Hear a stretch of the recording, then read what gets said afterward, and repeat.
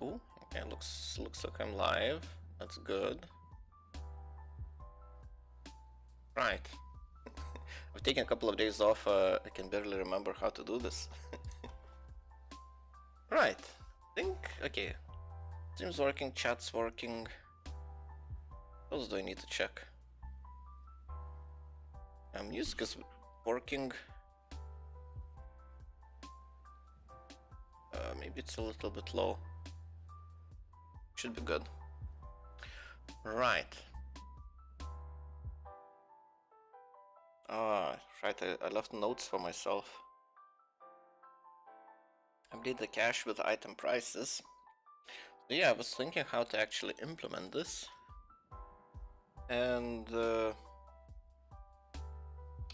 figured it wouldn't be too difficult to just, well, maybe not that it's gonna be not too difficult, but I can make it, well, implement it using SQLite. So I don't really need a centralized database, because I don't really plan on using this data anywhere else. So just having a small local database will be enough. And just regularly check to update the values.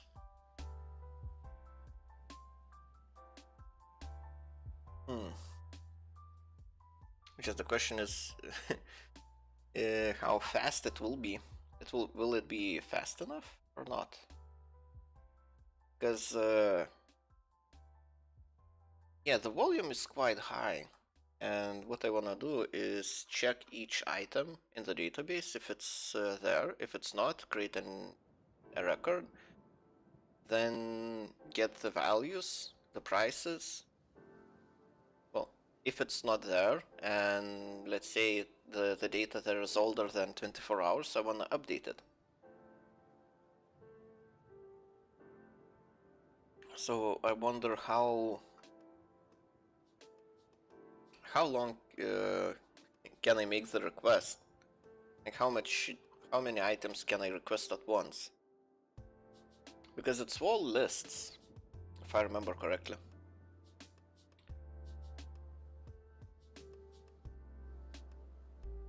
Is it useful? Nope. Well, it might be useful, but not at the moment. I saved the link somewhere. I think I saved it. Yep, here it is.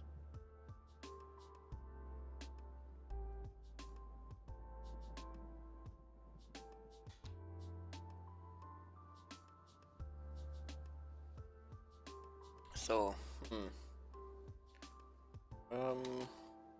beyond data. Oh yeah, so this is the documentation, which is auto-generated and doesn't really seem to match this. Prices. Prices item list dot format. I have no idea what it means. How to interpret that?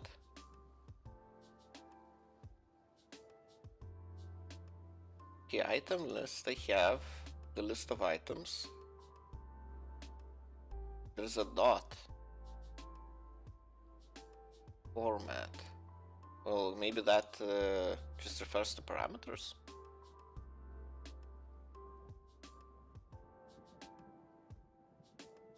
Qualities. Location.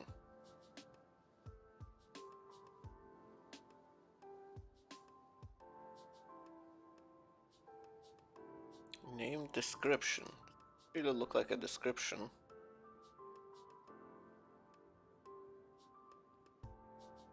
Let's see, maybe swagger. Let's read about swagger. documentation or API. Made easy. Well, I think they made it a little bit too easy. Addition of API's functionality is inevitable, but the headache of maintaining API docs doesn't have to be. Swagger takes out the hard work out of the generating and maintaining your API docs, ensuring your documentation stays up to date as you... Okay. For visualizing APIs.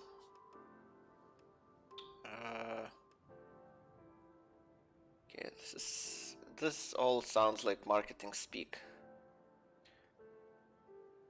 Visualize and interact with API's resources without having any of the implementation logic in place. It's automatically generated from your open API, formerly known as Swagger specification, with visual documentation, making it easy for backend implementation and client-side consumption.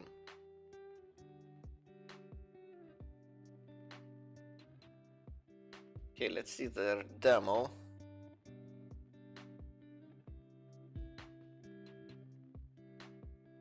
Very similar. Well, it feels similar, but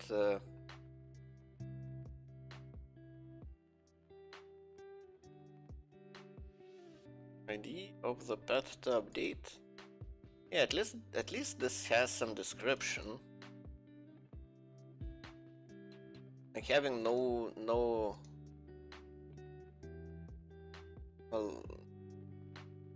actual documentation, no comments at all. Like, it doesn't really help. Like format. What type of format are you talking about? Is it CSV? Is it XML? Are we talking about that type of formats, or are we talking about who knows? Take a look at other examples. Store, user. So object definitions, something like that. Data structures. That would be a better way to describe it. Models. Do they have any models here? They have schemas.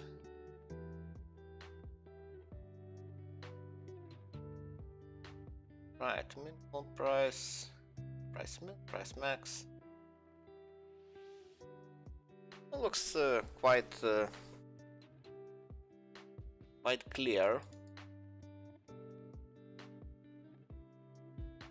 Gold price market response. Yeah, it's just not clear where you actually... I guess the history, that's where I can get the history of the items. Market stats report, so I guess there's a stats here. That's response to a chart, histories, market response. Maybe this is what I'm looking for. Because what I'm going for is prices. Yes, stats prices.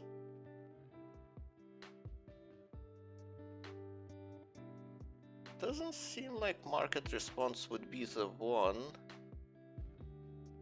None of these URLs say market. I'm not really sure when I can when it returns it, but it seems like it does. Let's see. So it has item ID, then city, item ID, city, location, item ID, item type ID, timestamp. So I guess this is how many items have been bought or sold, that type of stats.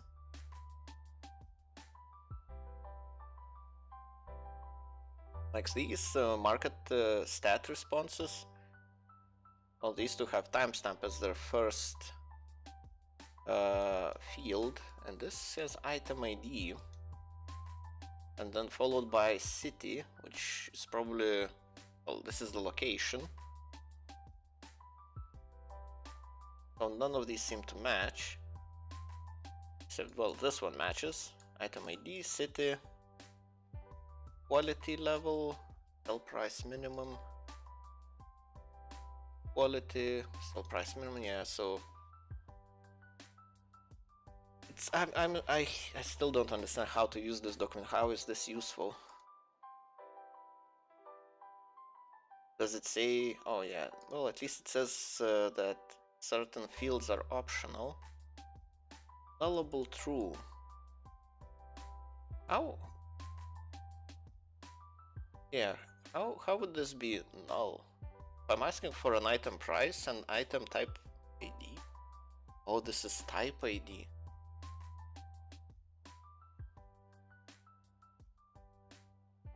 Wait, this is item type ID and I get item ID. What? Yeah, this doesn't... Yeah, this documentation is crap. I guess this is what it's based on.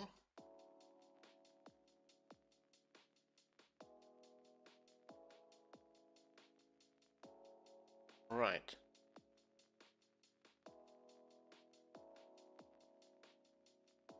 See. Market response, gold price, market history's response, market history response. Yeah, so basically this is the same thing, just in a different format. Stats view, item list. To API. Yeah, this is well. Okay. Guess we can try calling these APIs and see what the result is, I guess. So API v2 stats, because I have no idea how to fill this. Where was it? Bagger UI. Yeah, I guess item list is not that. Yeah, it doesn't have that format thing, which is timescale. Okay, it has default value, but what is timescale? Like, you wouldn't expect it. It's a number? Like, why is it a number? Timescale seems like it should be a value from a classifier or something like that.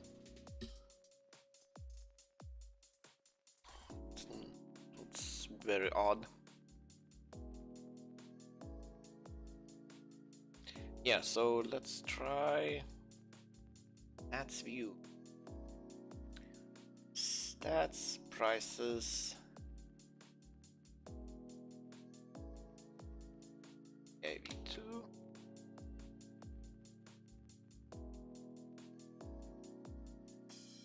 Prices. And this should be right.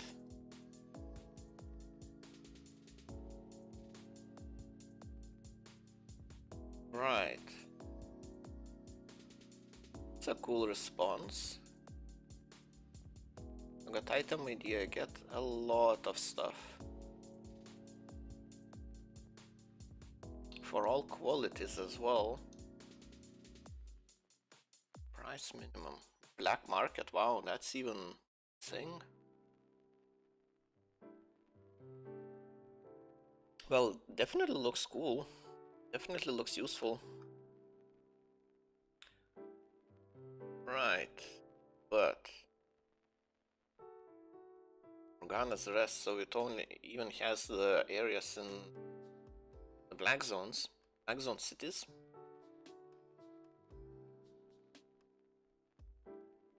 Limhurst doesn't have any tiered bags on sale, what? Right. Guess it's just the data is missing.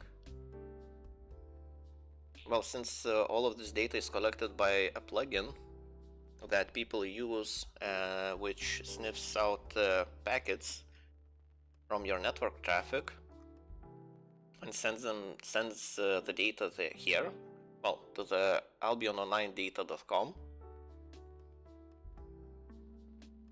That's how it actually gets collected.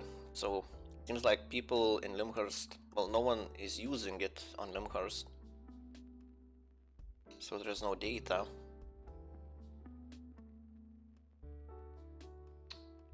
Black market twice?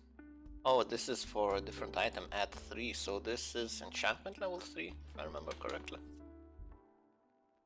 So this is 8.3 bag, and this is flat tier 8 bag. Right. Buy price, sell price. Oh yeah, black market just buys stuff. Well, I guess like you can be, yeah, the same item could be, you have a buy order and sell order. Have buy orders. Well, I guess you want the bag for a better price, you put in a buy order. Well, the black market, yeah, it's a different mechanic. I'm talking about this on Martlock. Someone is buying flat tier 8 bag. This is the price. Price minimum. So for 1. Okay. That's quite optimistic. Okay, well, this is interesting data. I could even use this, because I'm pretty sure I will need all of that. But yeah, if one item returns how many? That's a lot. That's like 40 strings, 40 records.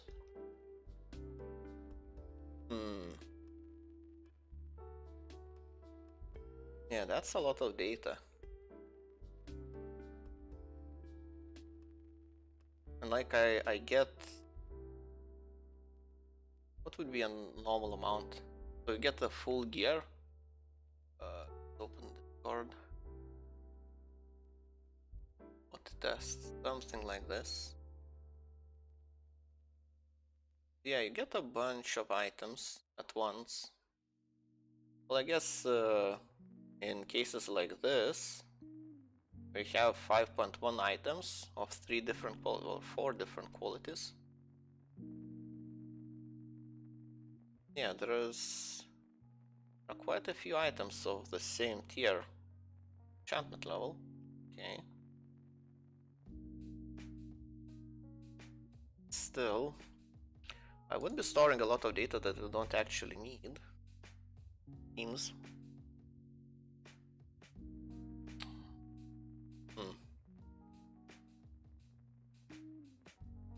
But it is a cool API, I guess.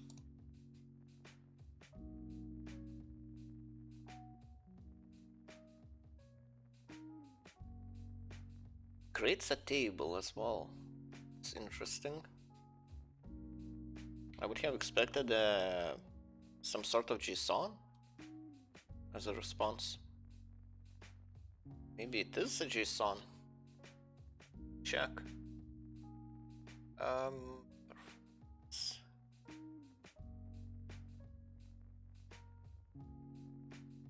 Has to be networking.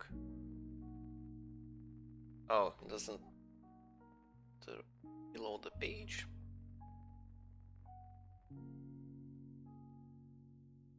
Right, response, and it responds with HTML. Hello, friend. Will you be on later? Well, depends on what you call later. I'm on now. We'll be on for like 2 hours or so. I just started, so. Yeah, you mentioned you needed help with some other task. Like 12 hours? I actually should be. Well, 12 hours, yeah, probably not. A little bit too late. Oh, 2 assignments due Tuesday, wow. So tomorrow. I will be on in Let me see. In 10 hours or so. Yeah, 10 hours I will be on. Yeah, I should be on because I think I'll do, well, I'm gonna be teaching my brother programming. He's not really a programmer, he doesn't have any background in programming, but he would like to learn some. So I'll be teaching him Python, and yeah, I should be doing that this evening in like 10 hours. So chances are I will be on in 12 hours, but yeah, I'll start a little bit sooner than that, and probably won't be done by by the point it's gonna be 12 hours from now. Something like that.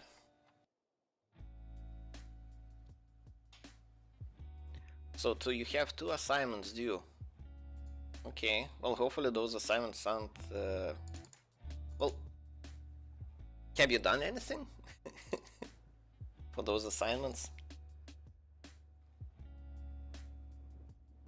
This is interesting. Let's see.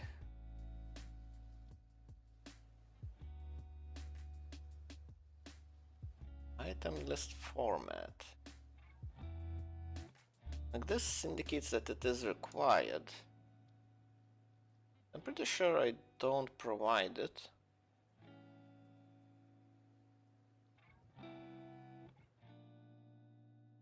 Format in path.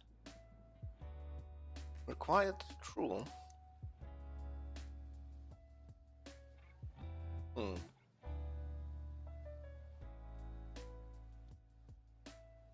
Schema type string, so this is just a normal string. I wish it was a classifier of some sort, so you can see what are the values, or you can go and check what are the values. Or at least what are expected values. I guess let's try without providing the format.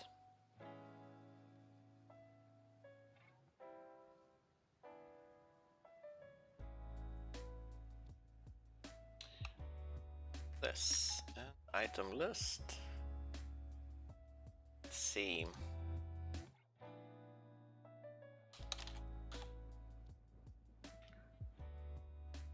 Can be found. Oh. Slash. Yeah, it works without format. I have no idea what the format is supposed to be. Something like this. Well. Yeah, I have no idea. By followers? Oh. Oh, we have a guy. What is it? Oh yeah, yeah, okay. Well, Nightbot deleted the message on Twitch, but it's still visible on stream, which is a little bit annoying.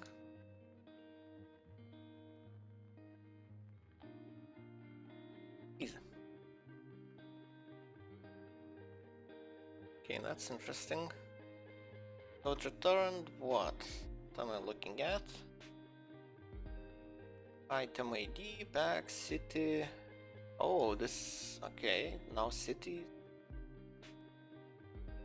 So I guess this is the ID of the city. Quality, so different types of quality. Is this the same data, but in a different format?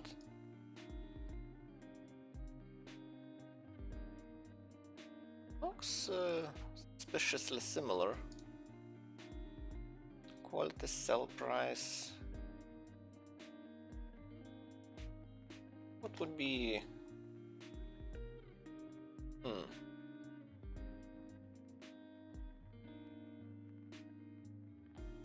Well, I guess I can actually take a look at the response.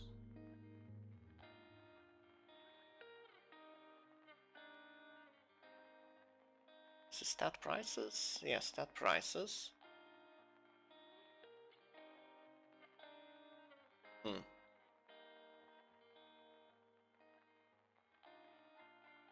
So if it returns the same data all the time, qualities.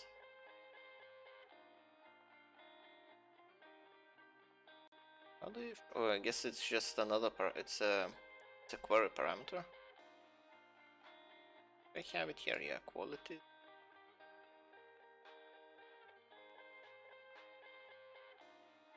And what about the location?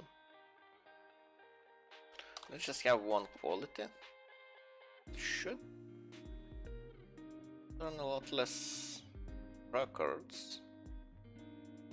And still quality is not something wrong. Well, I must be doing something wrong. Qualities to do anything. Did I make a typo?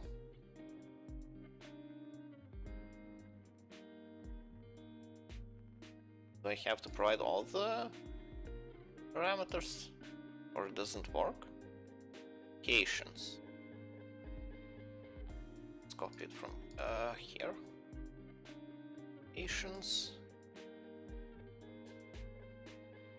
Let's put them in order. Locations. Actually, don't even know. No, it's not the dollar sign. It's a sign.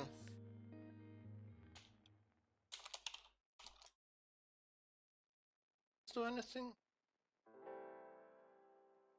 Look like it.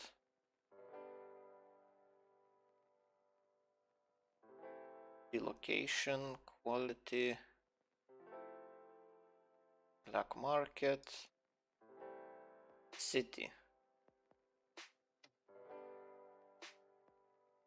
Yeah, it doesn't look like this API is actually doing what it's advertising.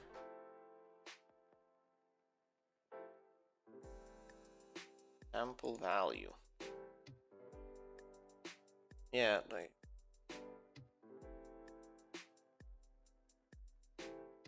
bad documentation is bad.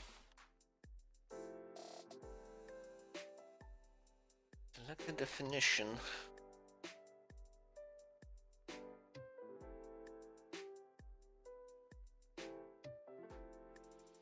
I guess for this to work properly, they need to do something else.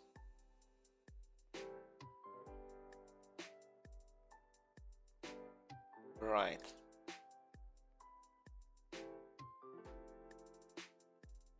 I don't think they had anything else. Explain, you can data upload. Or where can I view? Okay.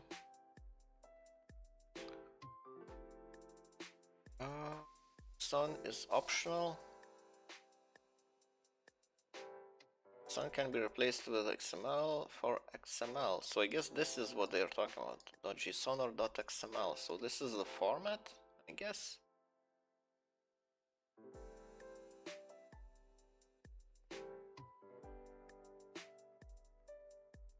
Okay, let's see.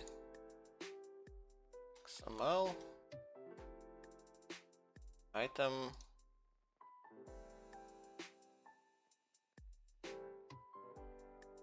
Let's do tier 8 bag.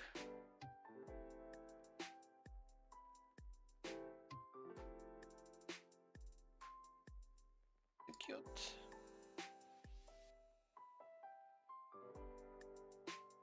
$400 error.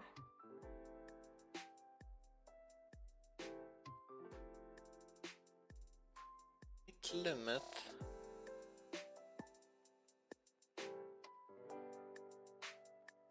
Work 6 undocumented.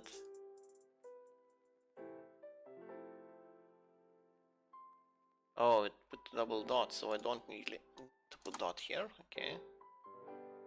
Try again. Error. Again. It's on.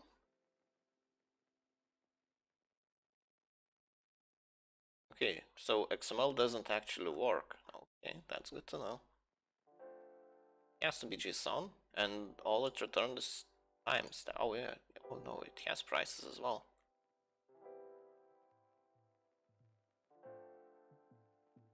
Oh, so it's a list of timestamps with a list of prices, a list of item counts.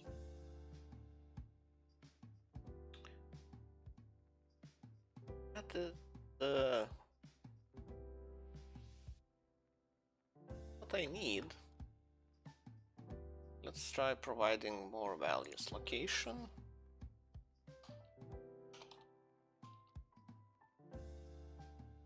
Date. So I can pick any date in the... That's odd. Do I care about the date? Okay, let's see what it returns if I don't specify date, end date. So I guess this is the start date and this is the end date. So if I want to get data from a given period, qualities, well, I have one specific quality, for example, time scale, baffling. It returns a lot of quality to Limhurst. Item count, price tag. So these are the prices it was actually sold for, or what? Oh, charts. Okay, I guess this is not what I want.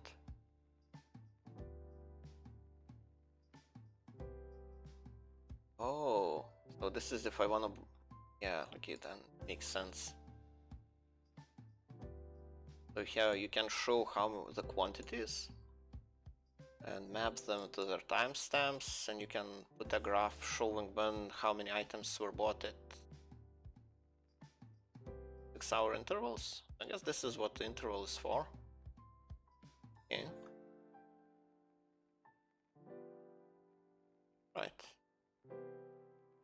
Oh, I know I know I don't need it now.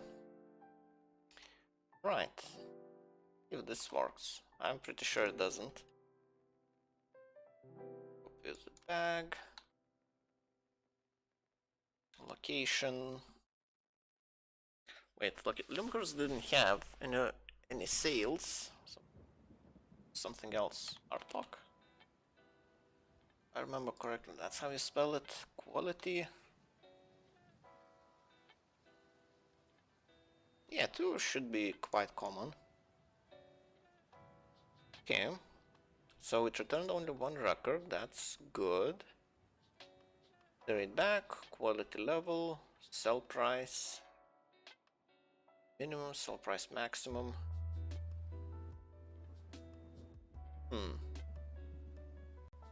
Buy price, so this means no one is buying. Right.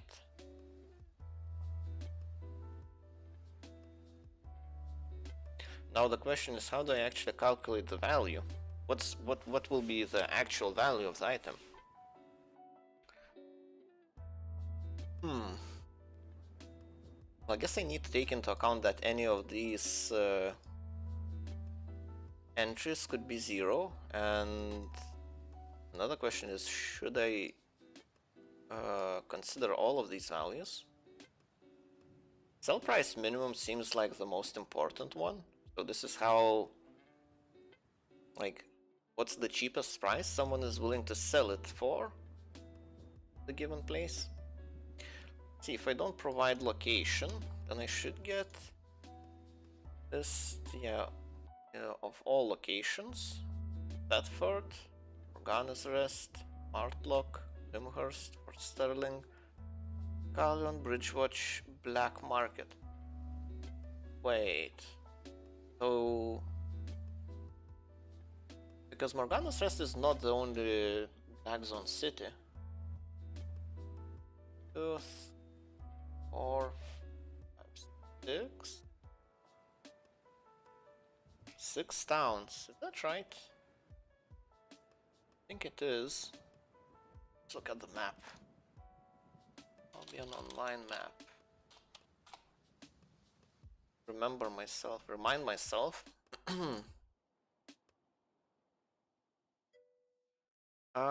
Will you be live on Tuesday? I plan to. Don't think well, I should be.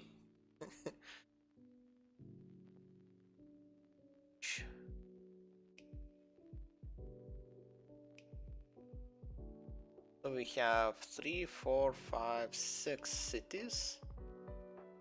The main continent, okay. Okay, that would be great, okay. Well, as I said, I will be live this evening as well.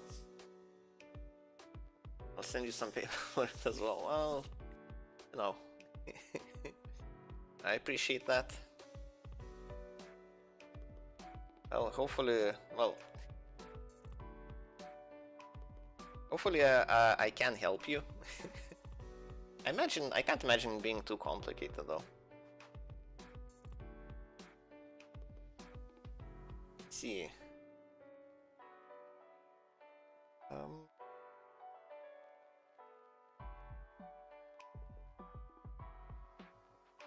Wait, it was missing some data here, I think in Limhurst.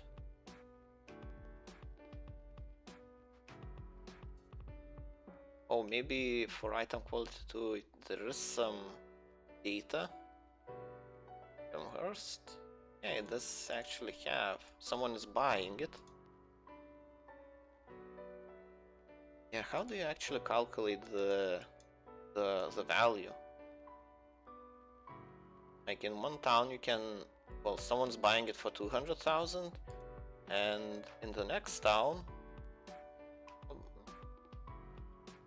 someone's selling it for 300,000. So what's the value of the item? Well, almost 300,000. Buy price max. So someone's buying for 220,000.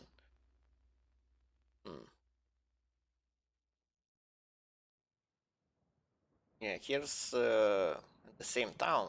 Someone's selling for 234. Someone's buying it for 200. So what's the value of the item?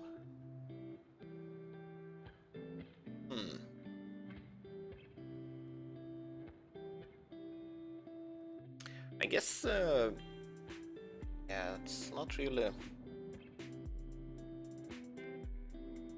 I guess I can take average of all the cities and just have the value like that. And if it's 0, just, yeah, don't include it. If no one is buying or selling.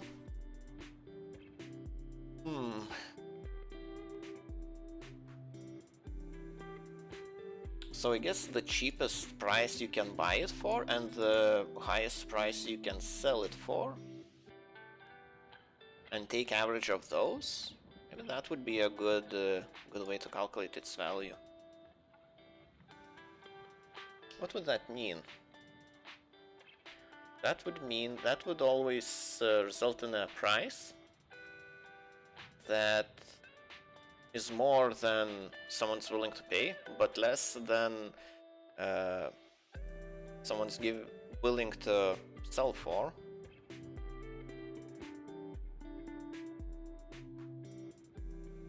I guess that'd be what you actually want to see.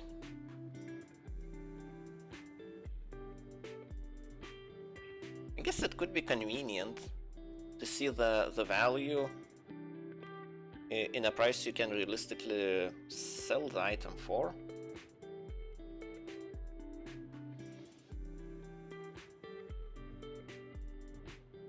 Because steroid bags, let's say, are quite common.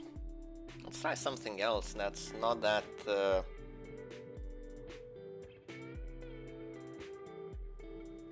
something more niche. Because everyone needs a bag. Back to the normal mode, take a look. Hello, related title. Let's see. Or let's see if this crashes my machine. No, we didn't. Plenty of files here though. So what brings you here? Related title, what are you looking for? Let's open it in a file explorer.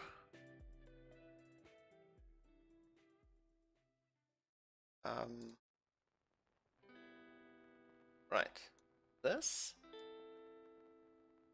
So there are a bunch of items, just browsing coding streams, okay.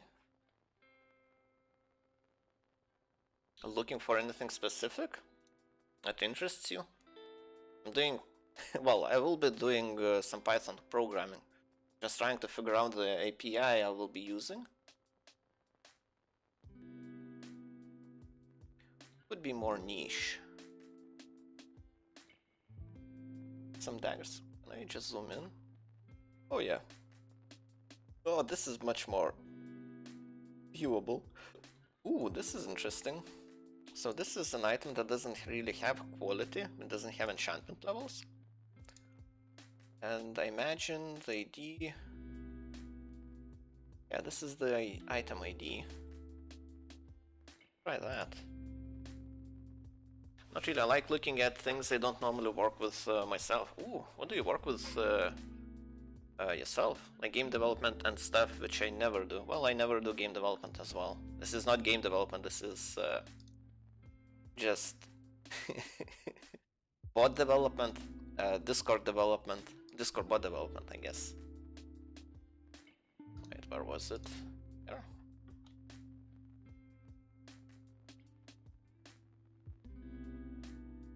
Oh, it actually has some zeros. 0, so... Why did it pick Bridgewatch? Oh no, it actually has other cities as well, okay.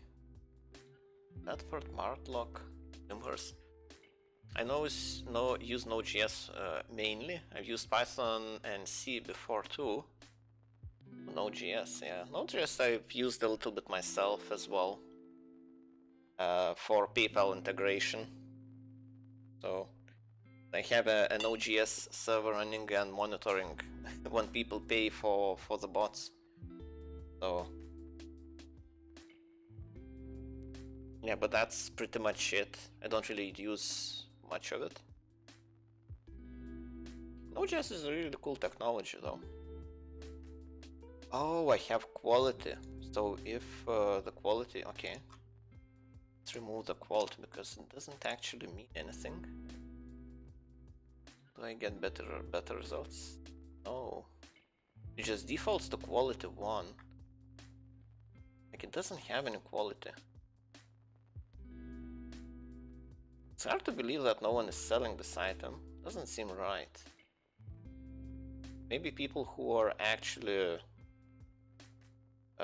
using the plugin to provide the data don't usually look for this. I normally use Python when I need a simple script. Yeah, Python is really good for that. I'm kind of like today I made a short script that generated all the possible letter combinations from a phone number. Huh. Yeah, Python is really good for that. Working with data, like different types of data as well, since it's not strictly typed language. Like the application I worked on before was the configuration bot, and that I'd say it felt like, let's see. So the project itself like got spread out over a lot of files. Like it looks like a sizable project at this point, and I feel like I'm hitting the limit of the size of the project you can work on with Python and still feel comfortable. Is the main, because yeah, when it gets spread over a lot of packages, it becomes a little bit cumbersome to use, in my opinion. Like, maybe it's the limitation of Eclipse. I'm not sure, because the auto-completion doesn't really work all that well. Like, for example, I have some data classes. Let's see. Resources. classes, yeah. I have some data classes defined. What would be a good example? Menu item? Not really. Menu context. Well, unit price. Don't remember. I thought Eclipse was mainly used for Java. Well, Eclipse is used for a lot of things. You can develop C++, pretty much anything. It all depends on the plugins you have installed. But yeah, it was... I used it because, well, I'm used to using Eclipse because I was a Java developer, and everywhere each company I worked on, all the companies I worked on as a Java developer, we used Eclipse. So, but you can use it for other things, like, what's its name? Visual Studio Code, or Visual Studio. It could be used for many languages as well. But you know, Java is a big, has a big user base. What I'm looking for? Message. Wasn't it here? Oh yeah, type. What types?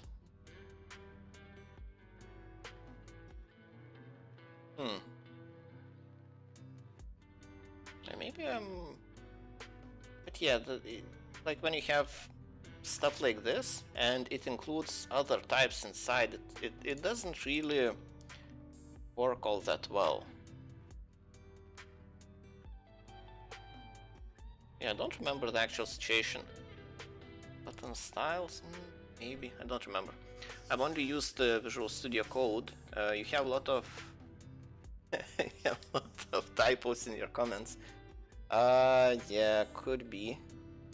Doesn't really check the spelling. Well, also English is not my first language, so you know. As long as I can understand what was the the idea, I consider it good enough.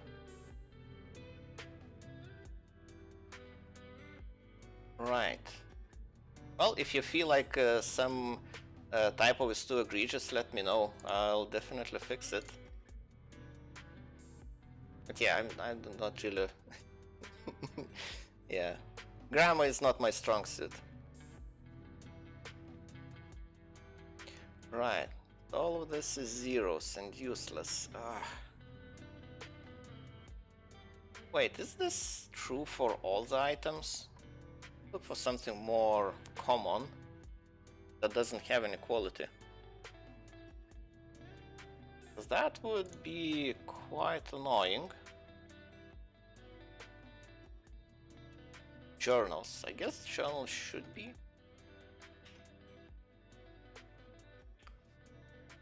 Oh, it's nothing serious. I was just letting you know in case you hadn't noticed. Well, I eventually notice it. Especially, well, usually I don't notice it at the time, but when I make a typo in a name on some classifier or variable name. What distro I'm using? I'm using Ubuntu. Because, you know, I guess I'm just basic like that. I just want it to work. I don't want to mess with it too much. And Ubuntu, like, you know, everything kind of works on it. You have a big community supporting it, so you can always find what's wrong with it. If something, well, if you get an error doing something, usually you can find a solution really fast. Like that. And I don't really have to mess with it too much. Right. I'm looking for this item. So if I specify 0, it still defaults to 1. Buying or selling, that's on. I've been using Ubuntu on and off. I used it for almost a year and then switched back to Windows. Yeah, I've been using Linux as my main operating system for close to 10 years at this point. yeah, 7. Yeah, I used to do a lot more experimentation with different OSs and so on, and just eventually I felt like I just wanted something to be stable and work for a long time, so I just started using Ubuntu LTS. It just became too much for of a hassle to have to reboot and switch to Windows when I had to play games or something like that. I found myself just staying on Windows after finished gaming.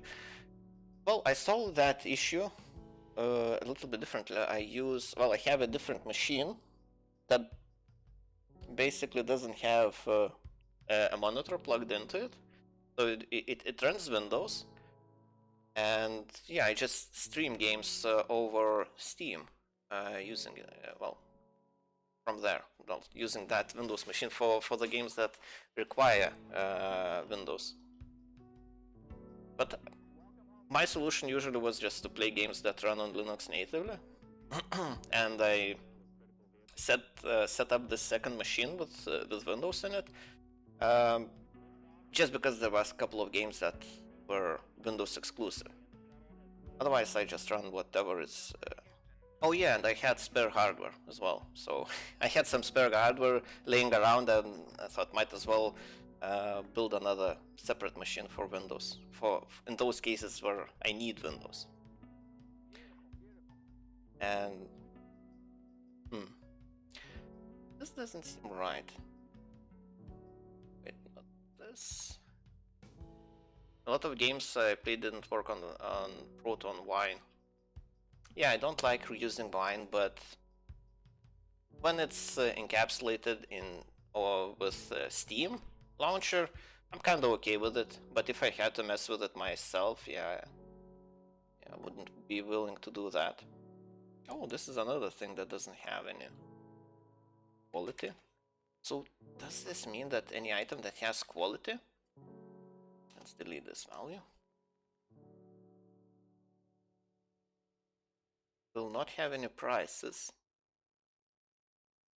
That would be kind of sad. Mainly due to anti-cheat, which I believe may be getting fixed because of Valve. Yeah, anti-cheat probably won't. Yeah, I don't see that being fixed or made compatible with Linux. Maybe. It would require a lot of support from Linux community, which I'm not sure gonna happen. Maybe if you use SteamOS. Yeah, I have no idea if that's gonna happen. In any case, it's gonna be a long shot, in my opinion. Try doing something else.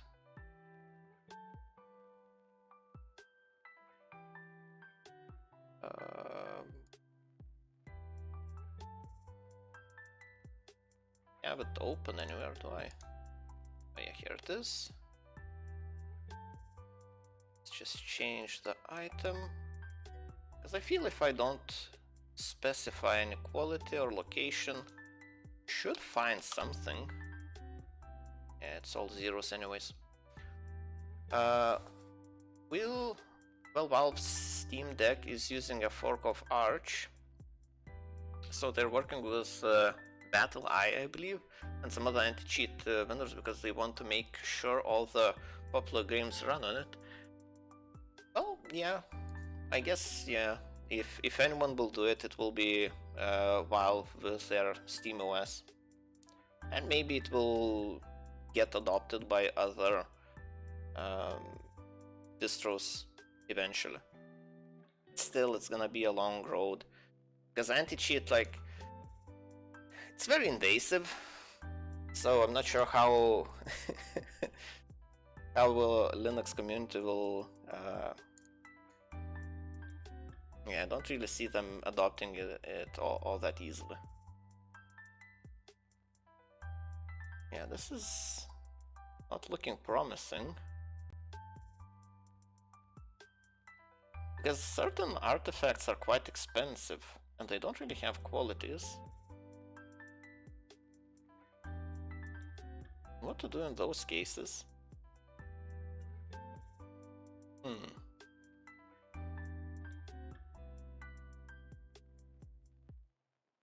look for something else.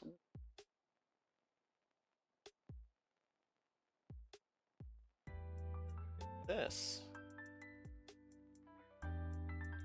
Actually see the name. Trade pack. So someone's doing a trade run. Got caught. That's unlucky. Really see. Ooh. These, if no one was, yeah, this, someone should be buying this. This is Thai Faction Highland Token 10. A very odd name. Wait. Oh, that's why I didn't find it. Okay, the IDs are not correct. That's the issue. Doesn't have 0 at the end. And still no one's buying it. Oh no, there is some. Okay, someone is selling it. So you can get, just the quality will be 1 by default if the item doesn't have quality. Yeah, so fish, yeah, can't have, like, resources don't have quality. Oh, so the last, yeah, now I remember. Yeah, so someone is selling them for 42, 36,000, something like that.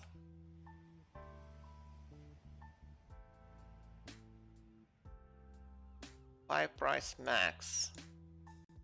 Yeah, some people are buying it or selling it for absurd prices. Not sure how. Maybe I can do some check as well to make sure that prices make sense. If someone is buying it for one silver each, I could just ignore it. If it's like, sure, how can I do that? If the price is different by a certain amount, something like that.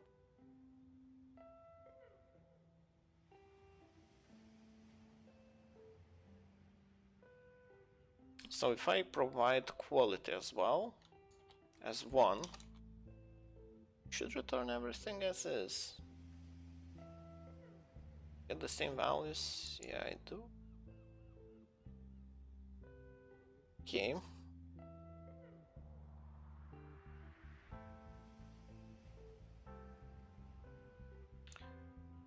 Bridge watch. Sterling selling, okay. I'm late, welcome back. Yeah, well, I was late as well. I was late to start. I was sleeping so well, I was quite lazy to get up. Yeah, I've taken quite a break. 3 days off.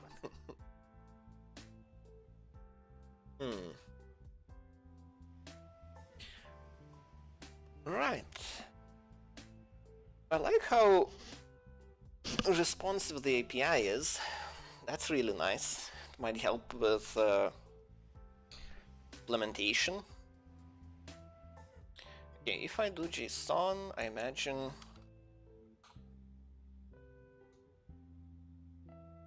Oh yeah, it's pretty much the same thing. It just looks a little bit different. Guess what completed the task given by my internship org? Took 2 days. Wow, congratulations. How what? Well, I would like to know more details, but yeah. How was it something complicated?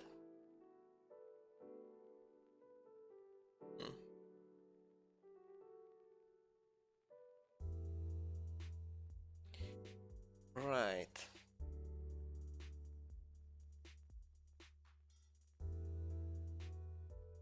Oh, so the example shows quality level as 0. Wait.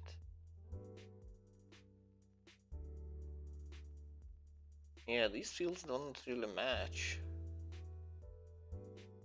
Tax Price, date time, okay, well. Quality level only has quality. Price min, date.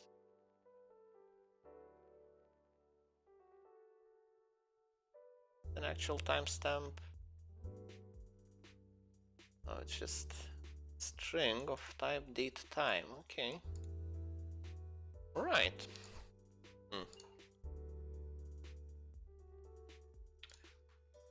So, how can I start this? That's a good question. For a beginner like me, it was very complicated. The most difficult part was understanding how others wrote their part in the code. Their part in the code. Huh. Well, I guess, yeah, if you're not used to the language features, yeah, it might be a bit confusing to read someone else's code.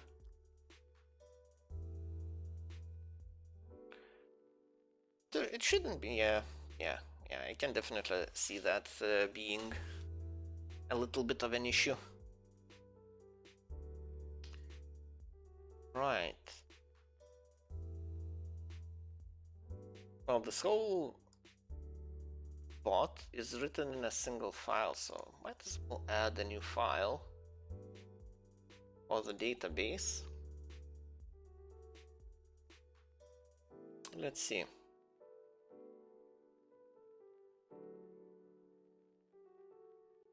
Should I do it like that or not?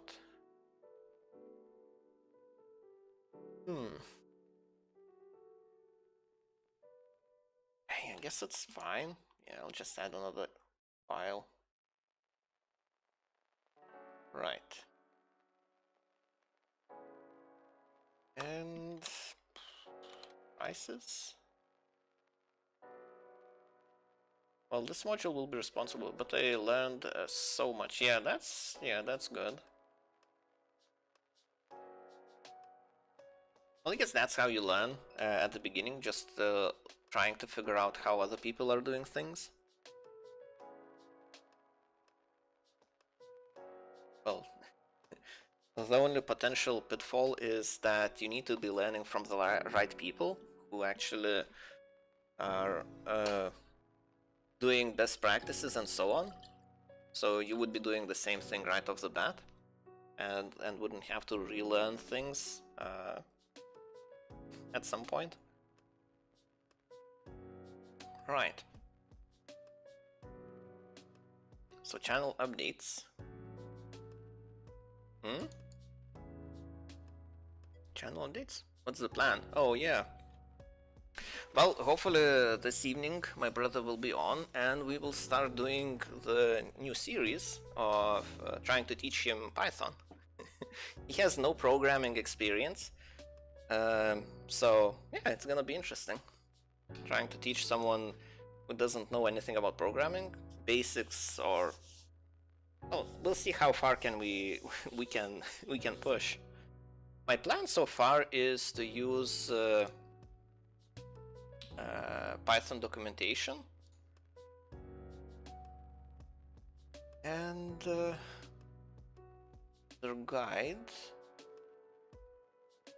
That's what I'm looking for. No, this is PyMySQL page. Python documentation. Yep.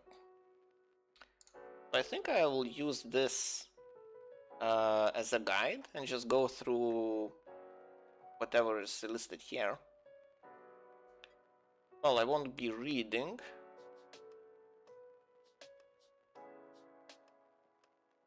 But Scratchy helps. Either website. I'm not really sure it's... I think I will start with doing stuff that's without like teaching the higher level concepts, because you can, well, I won't be doing as much theory per se. My plan is just to start doing things and explain things as we go, and not get too much into theory, like how algorithms are constructed, how data is stored, and so on, like how internet works and all of these things. I guess Scratch is something high level. I remember. Scratch. Isn't it the one that you put just like Lego pieces together? Yeah. Yeah, this is, I don't think that's useful, my opinion.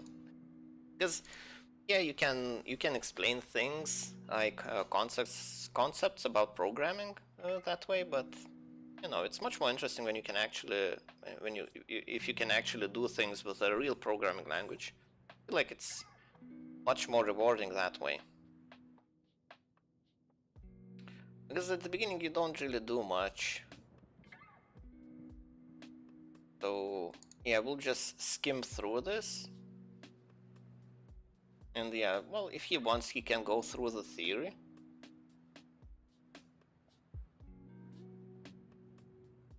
Maybe I should read up on this beforehand. Not sure. Probably would be useful. Yeah, I should probably prepare a plan of some sort. What I want to go through in one stream. Using the interpreter. Well, first of all, we will need to set up the environment. So that's gonna be step number 1. And since I'm using Eclipse, I'll probably explain how to use Eclipse as well. It's not that complex. All of them are pretty much the same, so it shouldn't be an issue. Right, so this module will be responsible for keeping track of prices, item prices.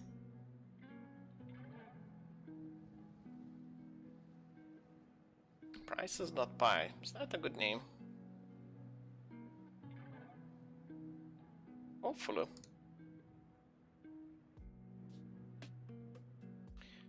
Okay. Right.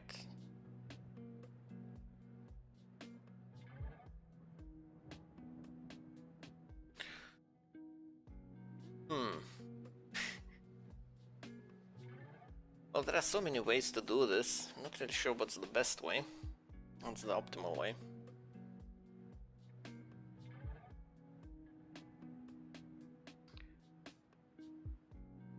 Does this... Oh, this is my test project I played around with. Yeah, so this doesn't make... That's good. Prices.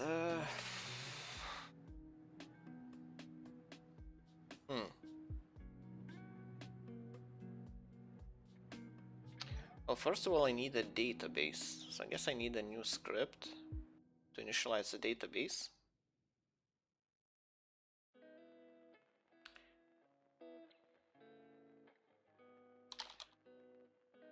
p.py. So I have this first. And I'm gonna be using SQLite.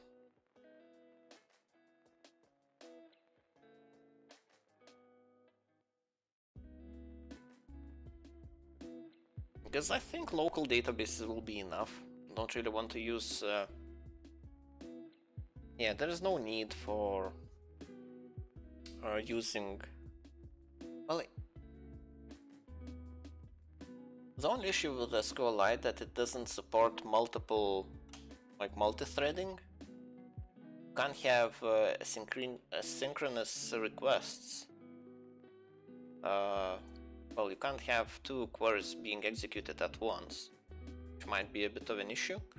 Otherwise, it's fine. So I can actually structure the code in such a way that the part that is asynchronous will not be calling database at all.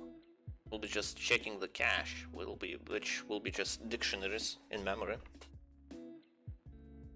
And all the database things will be done before I start all the different threads.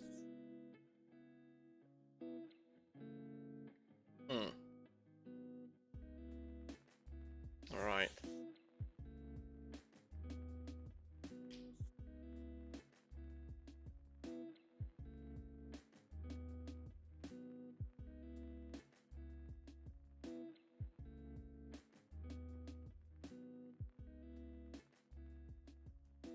Maybe I can ignore quality. No, probably not. Yeah, I'm thinking if I could ignore quality, just combine all the qualities just to get more data, more price data. But yeah, quality might increase the price significantly. Well, it's either quality 5 or 4. Those will be the outliers. So the rest will probably cost the same. So I can kind of combine those.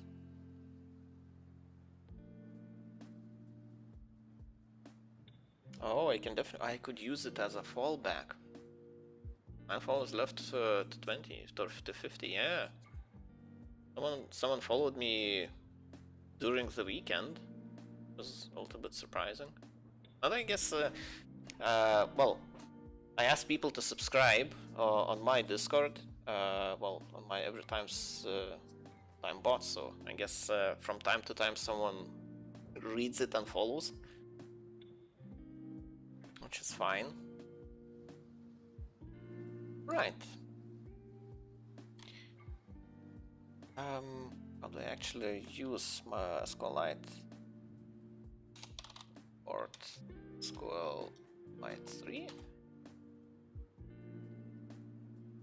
Open up the documentation. My MySQL. SQLite.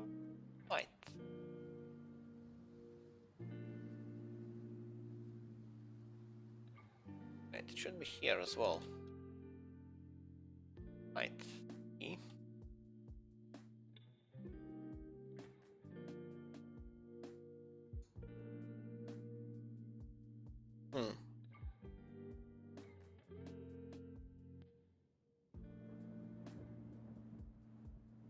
Doesn't seem right. QL.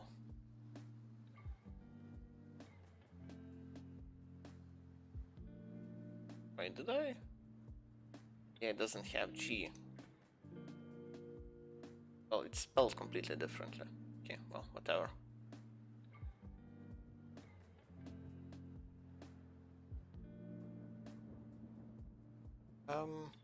Yeah, let's just copy all of this. Just so I wouldn't have to look for it. Okay.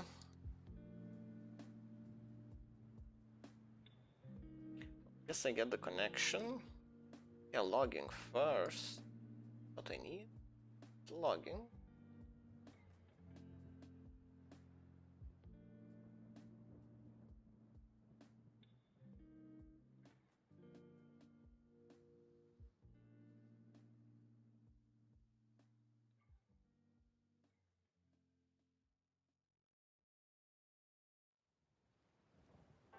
I need all of this set up as well.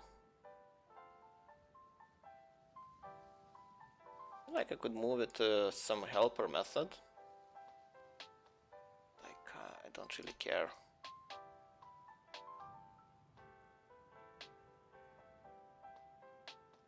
Logger. Set log level. Just set ing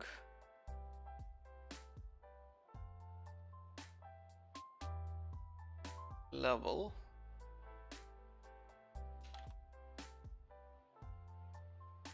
Name. Wait, isn't there a classifier for log levels?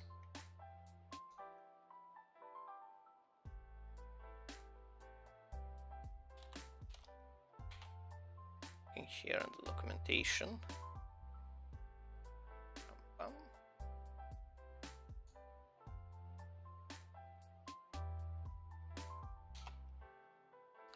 Pretty sure there is a package somewhere. Logging cookbook, that's interesting. Oh, so it's just logging, okay.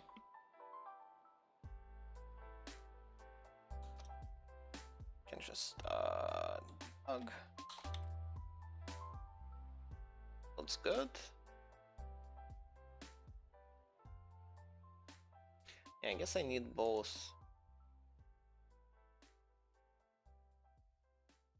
Log file, logs, main log.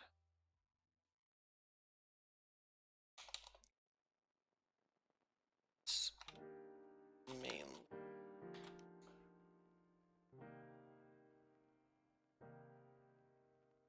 Formatter and so on.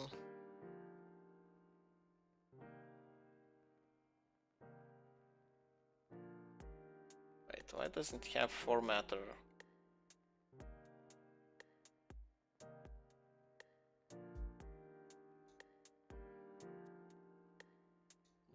Formatter. File handler.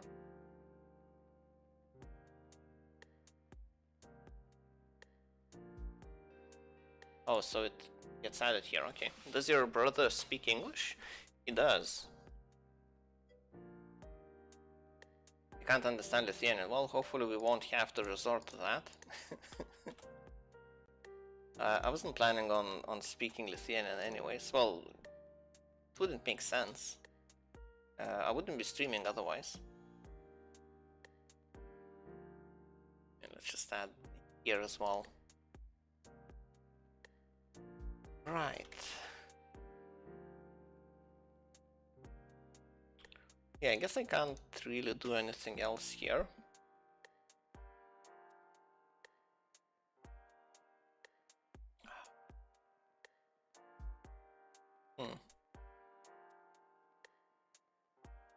Yeah, because this will be run separately.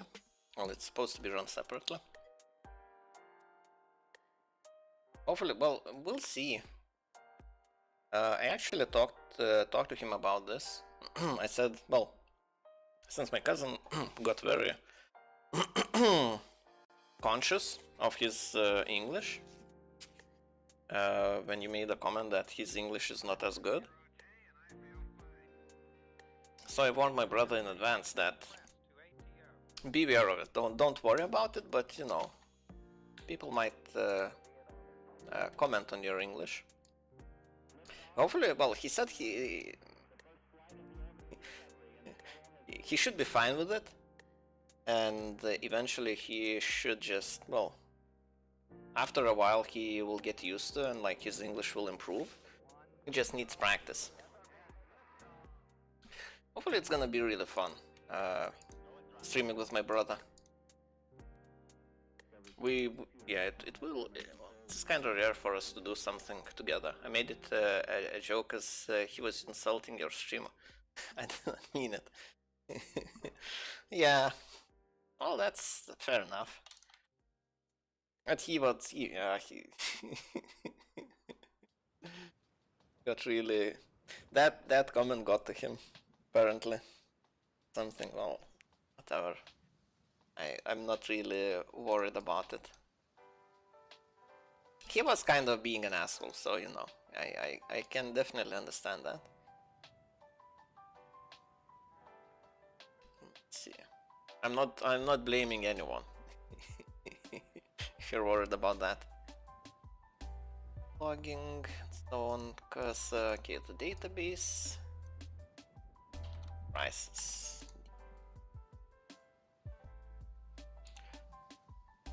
Right.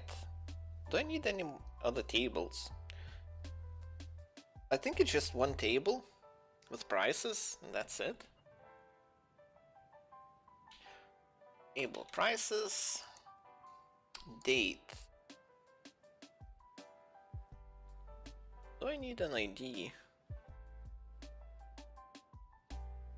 Don't feel like I actually need it. Why? Well, it will have, what, 8,000 entries max?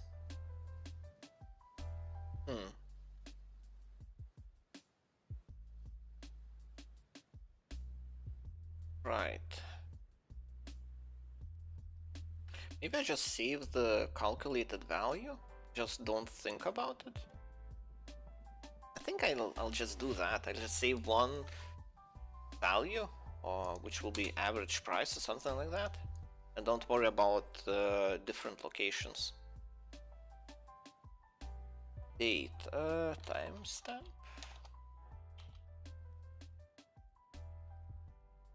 Trans. What else do I need? Item ID.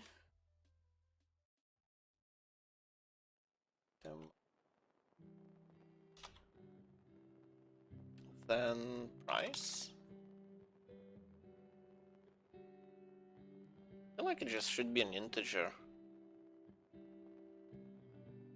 Do I need anything else?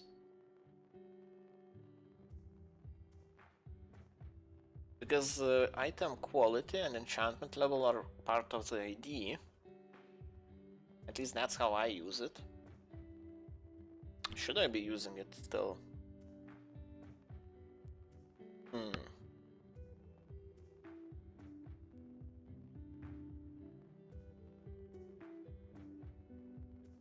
I guess it works. It should make it a little bit faster. So I have item ID, price, and timestamp. I actually need an ID as well.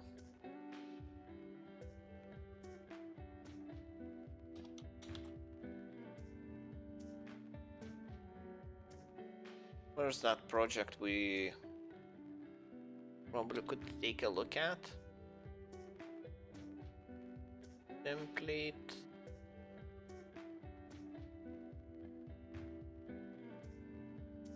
Don't think... Oh, it should be saved somewhere. Multi-threading. Kill data.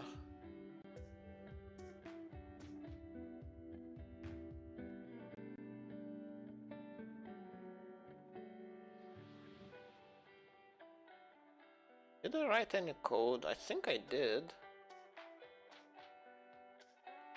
When I was showing off, well, when I was explaining how databases work. I'd like to use that as an example. But where did I put it? I think I put it in a project anywhere.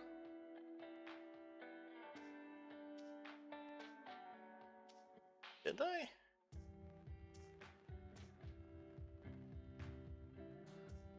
This.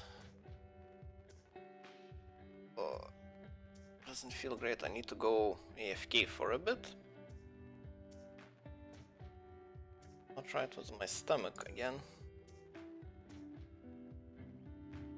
Yeah. Timer. 10 minutes. Guess back to intermission.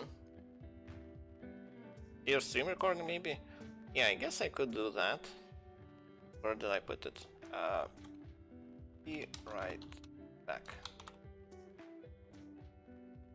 Right, be back in 10 minutes.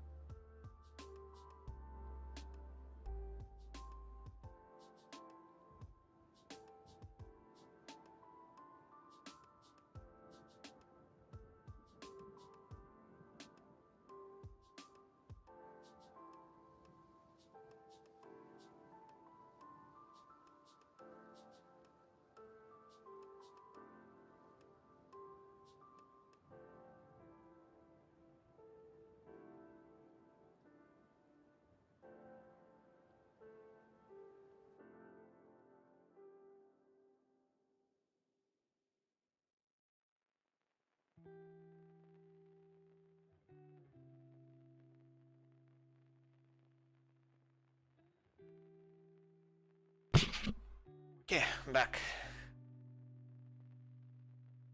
Wow, the music is so low.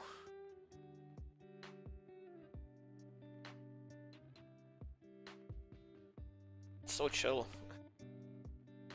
Let's leave this. Right.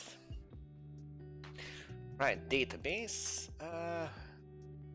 Alright, I wanted to use an example because if a squirrel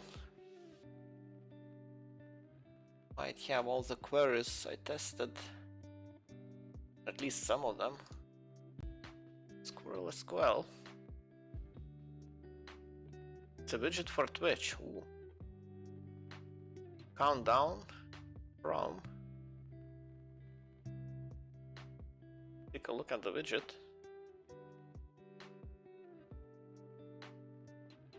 My stomach doing well. It's actually improving, so it's doing better. I can't really say that I'm at 100% just yet, but I'm definitely better than I was.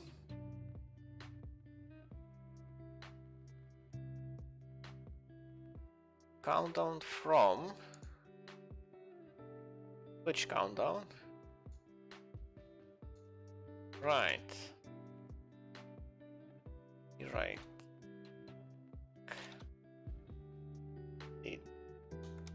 10 minutes. Oh, this is the preview. Click to copy widget URL. Interesting.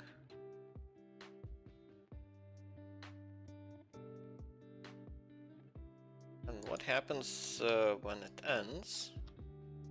It's 5 seconds.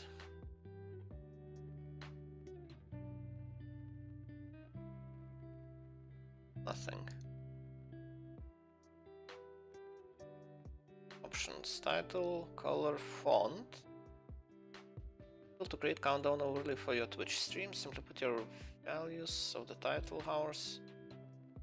I guess if I open this URL, so this is how it will look like. Okay, that's interesting. I should definitely play with it. Now add it to Twitch widgets. Can try. Not really sure how Twitch widgets work though.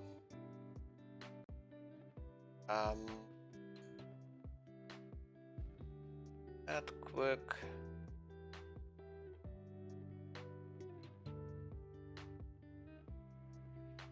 It doesn't look like this. Extensions.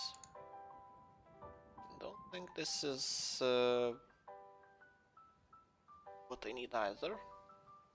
Because widget doesn't really explain all that much how to actually install it. I don't think you actually add it to your stream.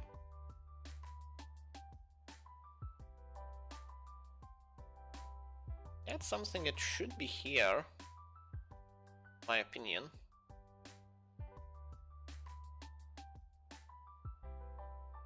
Yeah, I don't really see anything about widgets. Okay, let's try Googling it.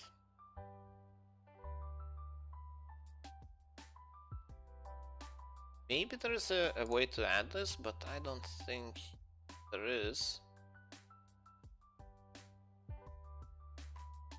Yeah, because this mentions it's a countdown overlay.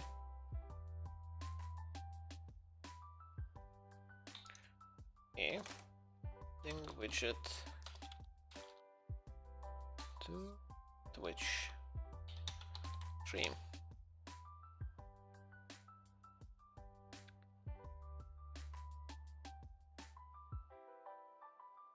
I think this might be, what was it? Oh, Streamlabs? OBS. Yeah, Streamlabs is not OBS, if I remember correctly.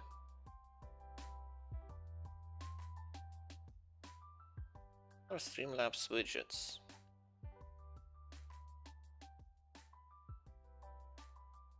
Yeah, maybe if you have Streamlabs, maybe that can do that. Go to Streamlabs website, explore the various types of widgets available there. Choose one you like, then navigate to this link. Offers a detailed step-by-step video guide for every widget.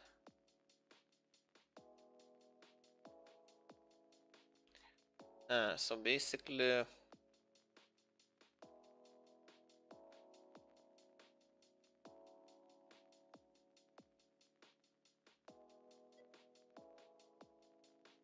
right.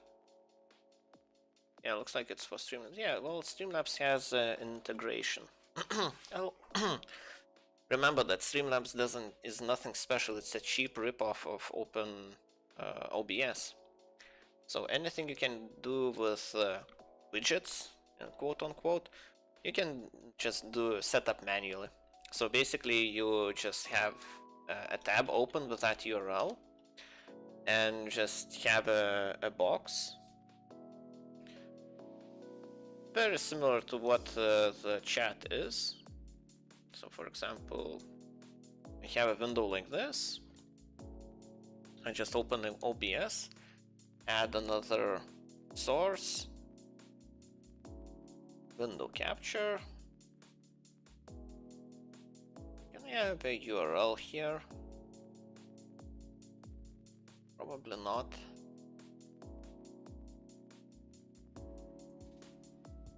Just add window capture. Now select the window, countdown, that's it.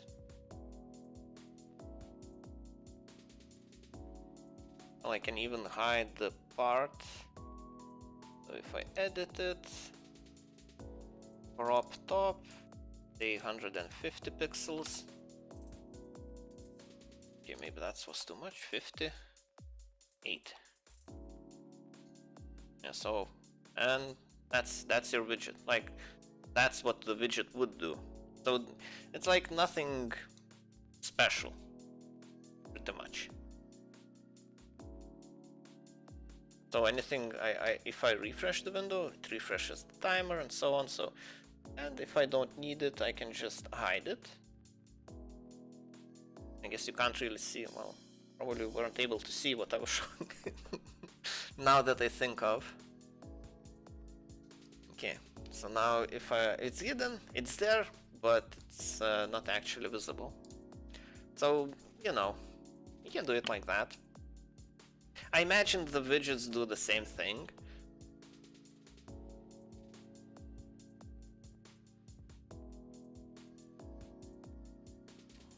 Because from what I understand, like OBS Streamlabs is just, they don't really do unique stuff.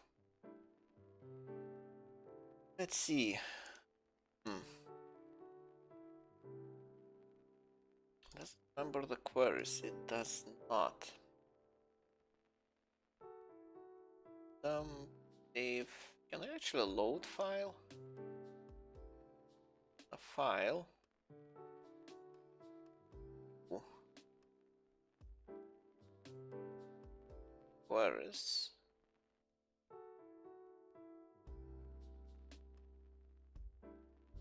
Something I did last. Yeah, that looked like it.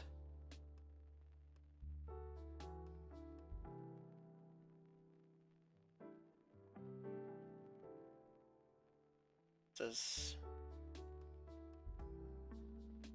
and these are other queries. Okay, this is not actually useful.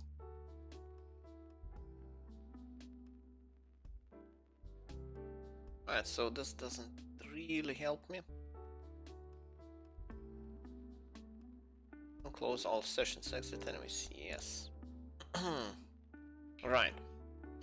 Because what I wanted to look for is how to make the auto increment ID. Don't really want to go through the documentation again.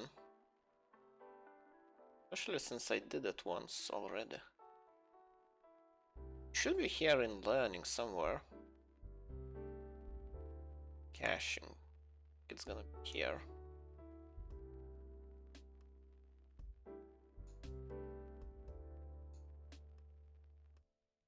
won't be multi-threading.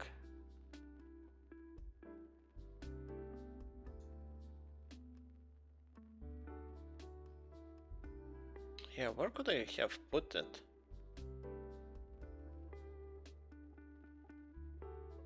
Damn, it feels like it would be faster to just go and figure it out. If I put it anywhere else, it would be in cheating. I don't think it's...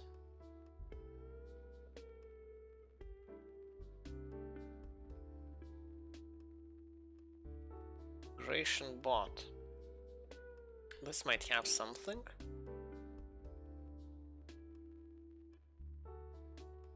Singleton, helper,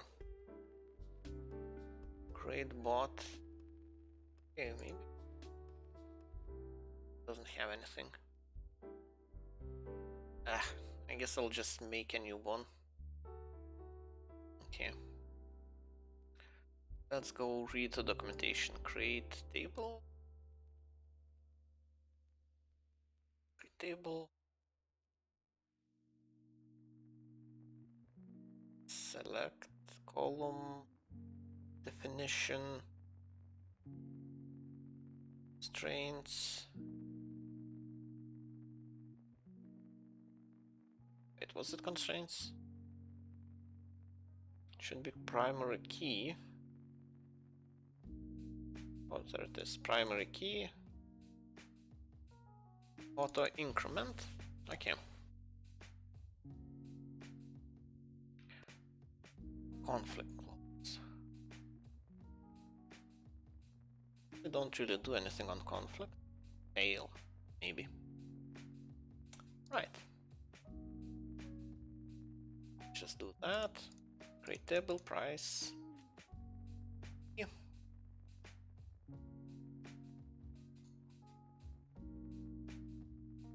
Create such and such table. Don't have schema, table name. Column definition.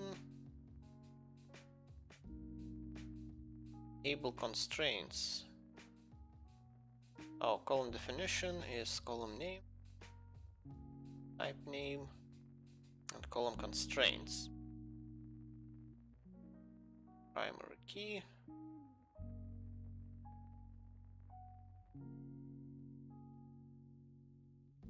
Sure, primary.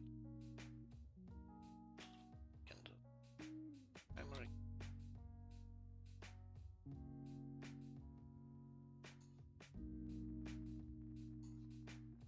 Sure, why alt tabbing doesn't really work. Sending.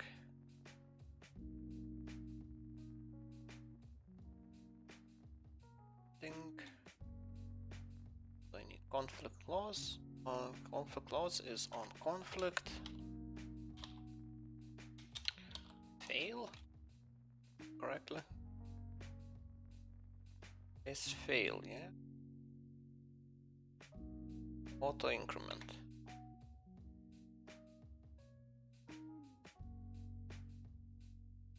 So ID, well, it will have a column ID, but it won't be necessary to insert records. Okay.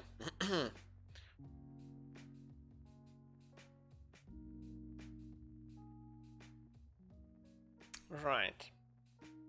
That should be fine. Then I can try inserting a record. Insert into prices. Values. So timestamp.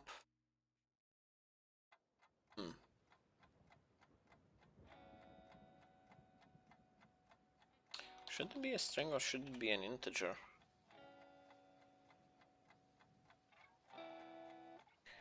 How do I actually get Unix time? I think that would be the best value to store. It's timestamp.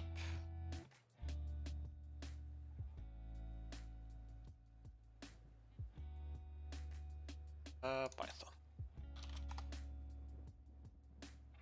Best way to get current Python timestamp.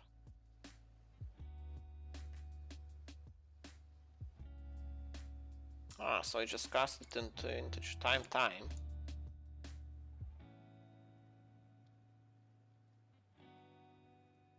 Nanoseconds.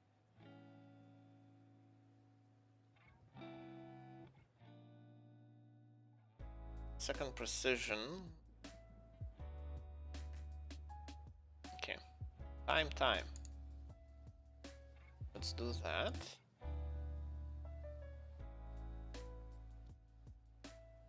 So time. Oh, actually. This. Time.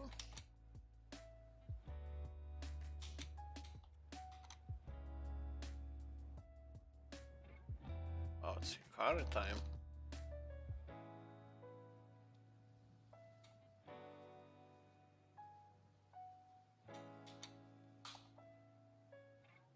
Okay, this is the time I want. Time. It returns floating point number. It's a floating point number.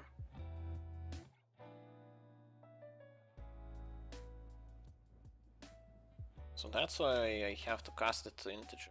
Okay.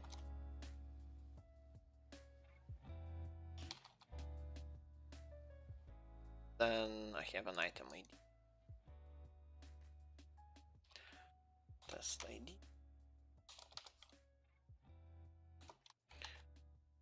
Then have its price, an integer as well.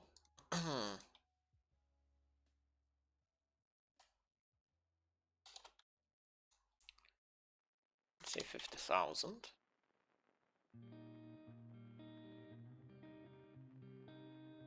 Let's see if this actually runs. It's not defined. Let's see, it's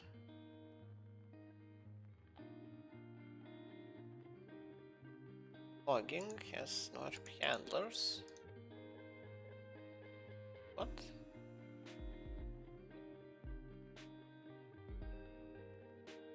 Ah.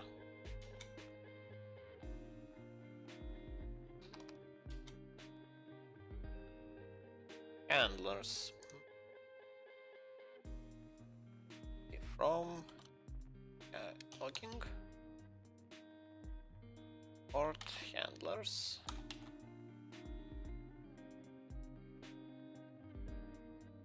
Okay, it's not allowed on integer primary key. Auto increment is not allowed.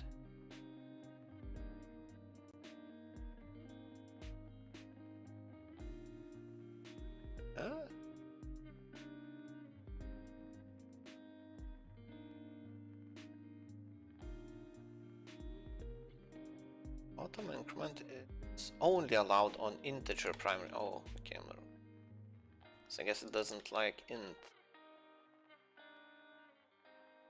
Something wrong with the definition.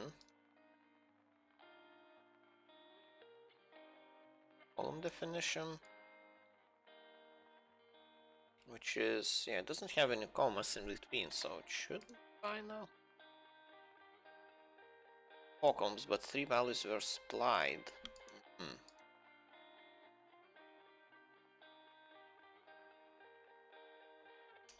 What ID is optional? Yeah, the ID should be optional.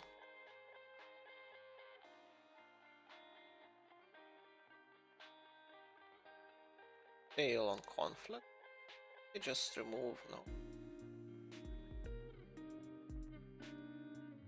The price has 4 columns, but 3 values were supplied.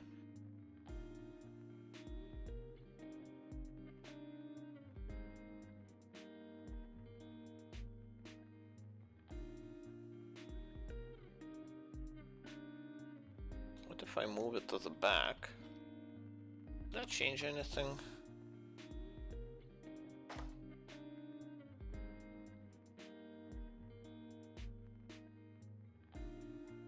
Oh, table price is already wait. Oh, okay. create table if not exists. If not,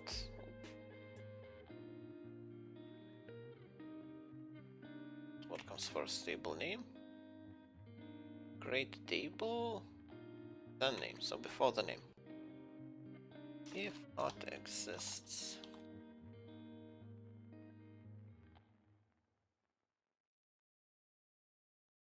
Syntax error.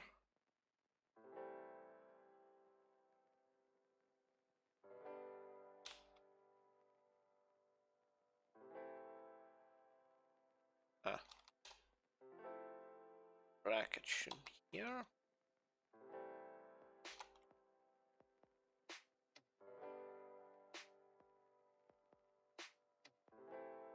Incomplete input. Price.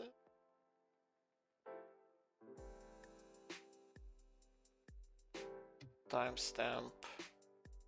ID. Price.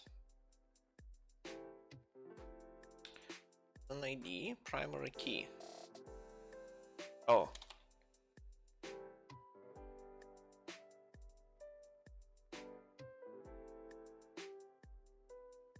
Manage not to place it somehow. Okay, now it's complaining about the same thing again. Can I just provide none?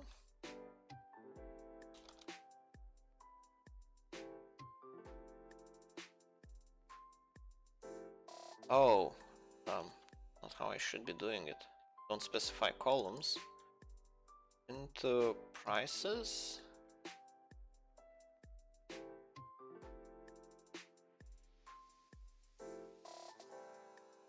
Look at the insert statement real quick.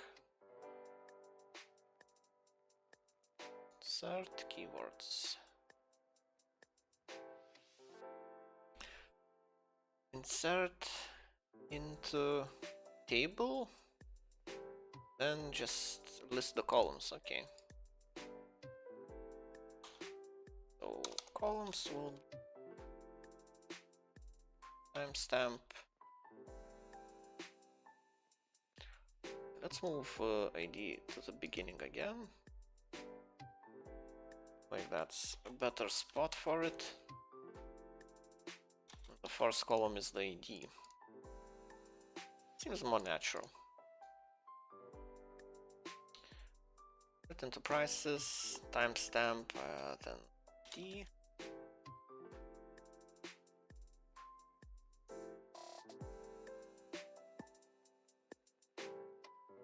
Price. Something like this.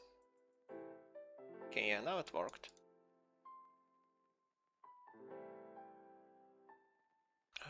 Let's see. File. Prices. The DB.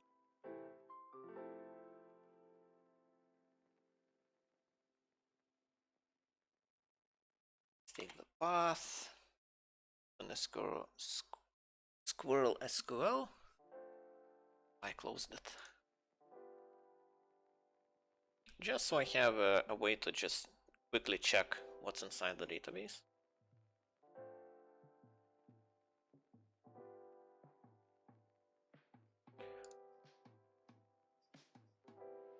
Let's change it. Wait, I can't change its name here?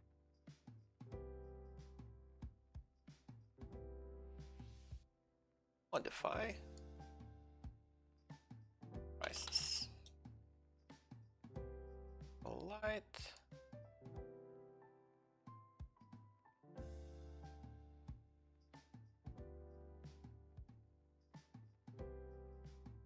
Okay. Connect. Works, tables, prices. Okay. Content. It's one, test ID, price, timestamp. Cool.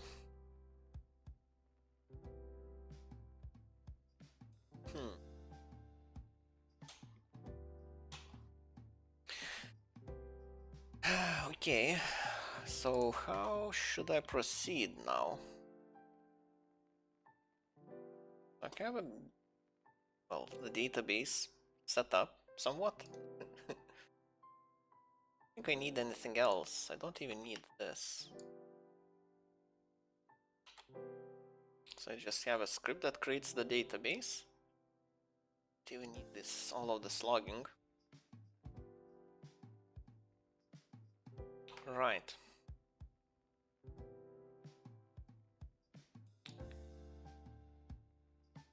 So prices.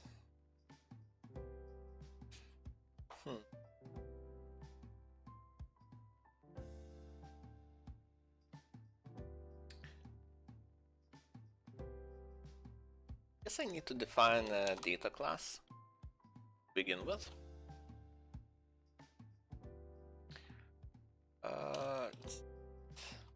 Class.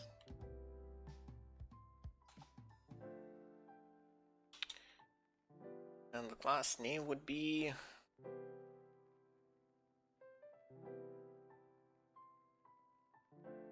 anything, but it will represent items. Item. Yeah, let's just call it item. So it has ID, which is of type string. That's actually an integer.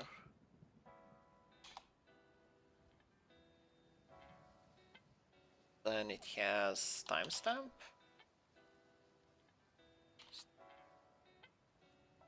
Type int as well. Then item ID. It's a string. Stream. It's a string. Last thing is what was price, right? Price, which is an integer as well. And this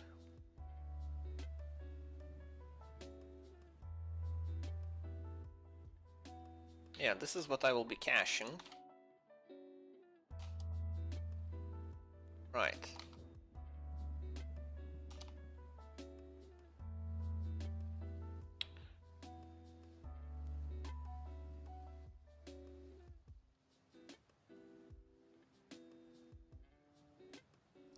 I need a couple of methods.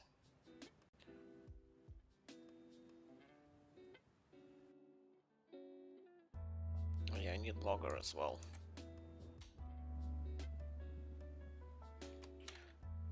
Let's have the logger here. Main logger. Basically, we'll be using the same logger that we set up here.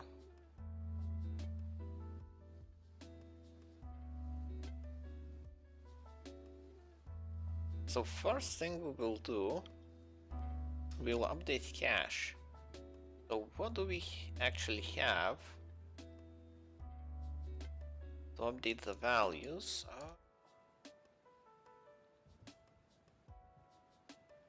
Wait, isn't this a little bit too late? Doing the thing.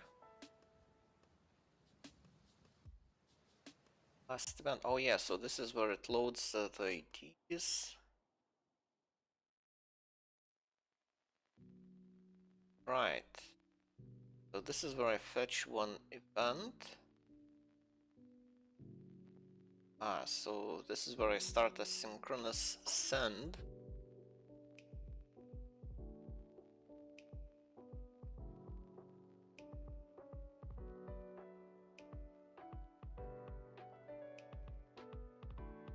Right.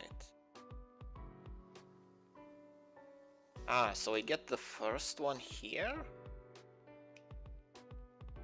Then the rest, this loop.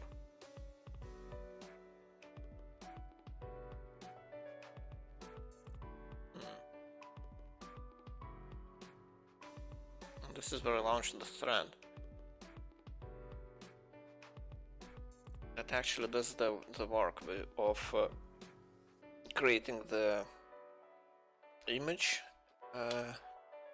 and sending it to Discord. Since it can't be multi-threaded, I have to do it beforehand to check the prices. Make sure that the prices are loaded. Right.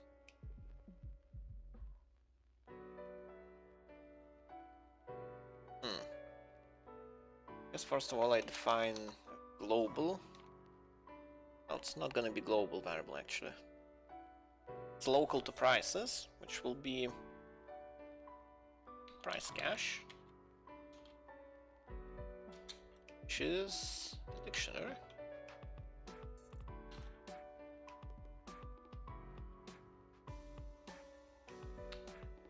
Dictionary of items.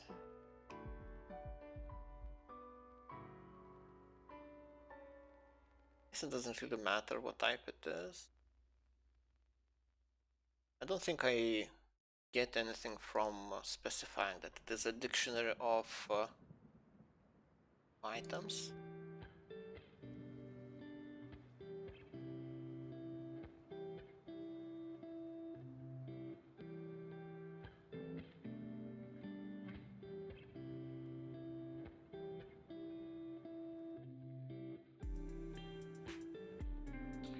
Right.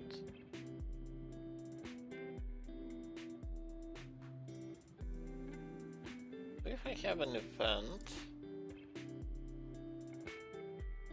well, I only care about one field.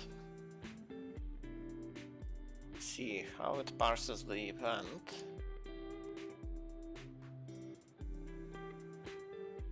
Okay, it says event is self-event. Guess this is the parsing part. Client's name. I want to create a classifier for all of these values.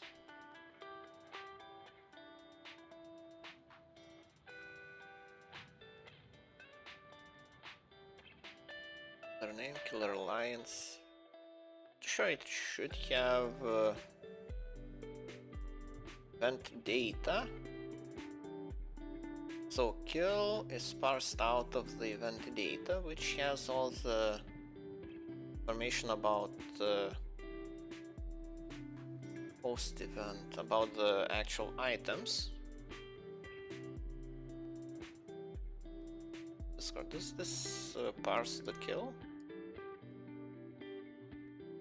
Kill. Okay, it gets the color of the embed. Oh wow, that's a long method. Gets the image. I see a loop, bunch of if statements.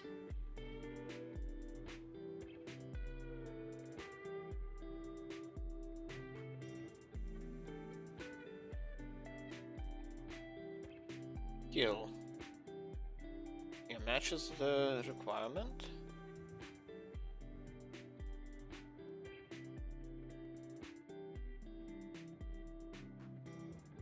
Here it is. Right. Embed. So actual embed. Where do I actually get the image? Self final image. Run.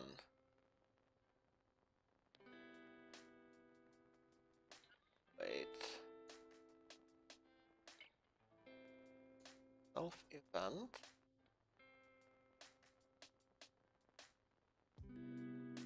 Unload into kill.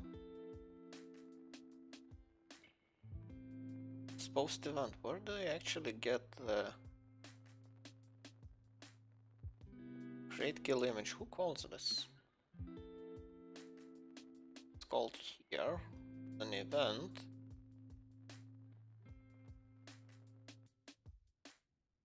So this is the kill image and inventory image. So this is where it actually goes through all the items.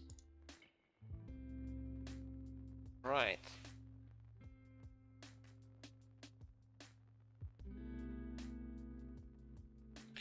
So yeah, post event to Discord, that's what...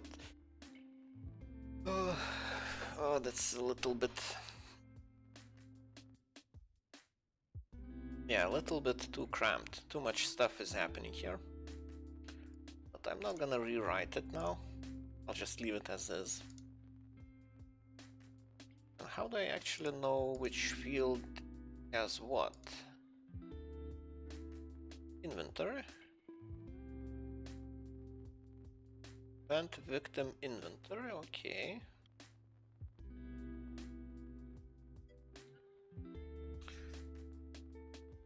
Sure, is a nice day to join the bad ideas box, yeah.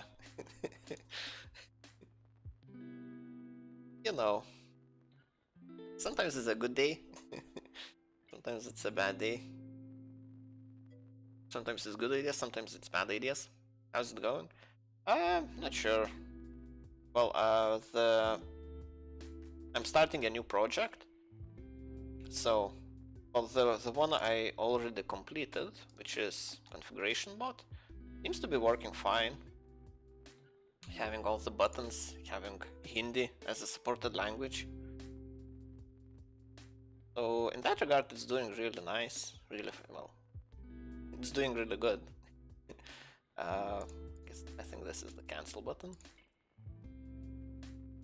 So I'm really happy with the outcome so far. Now I'm actually, well, I'm doing a change that I don't really want to make, but people who are using the bot are really asking for it.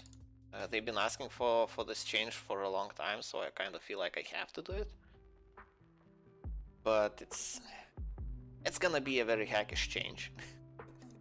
Otherwise I'm doing fine. How about you? Realize why?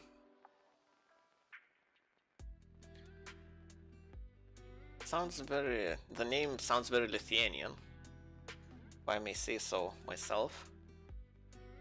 I'm pretty sure I mentioned that already. Right. I'm trying to figure out like how does this actually work at the moment. Well, I kind of figure out it's not that complicated. I don't really like all of these. It uses a lot of magic strings.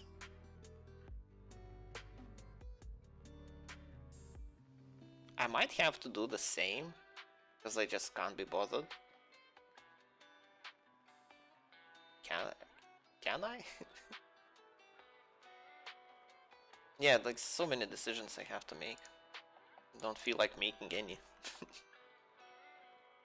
So let's see, this will be my cache. Nice, I'm doing good, thanks. Busy getting mad at wine.net though. What's up with that? Trying to run a game or something on Wine? Yeah, wine.net, especially on Linux, will be a bit of a challenge. Well, I guess Wine is... you don't really need it on Windows. I'm not sure, does it work on Mac? Or is Wine just Linux specific? Right. Kinda. Okay. Well, I don't really... well, I use Steam, which uses another... well, I'm not sure... I don't think it uses Wine, it uses some other emulation. Not nearly as good for games, though, I believe. Haven't tried it, though. You mean Mac? Or iOS? Or Mac OS 10 or whatever? I don't remember. Steam uses Proton, which is just Wine. Yeah, but it has a different name. It's not Wine, it's Proton. Which does the same thing.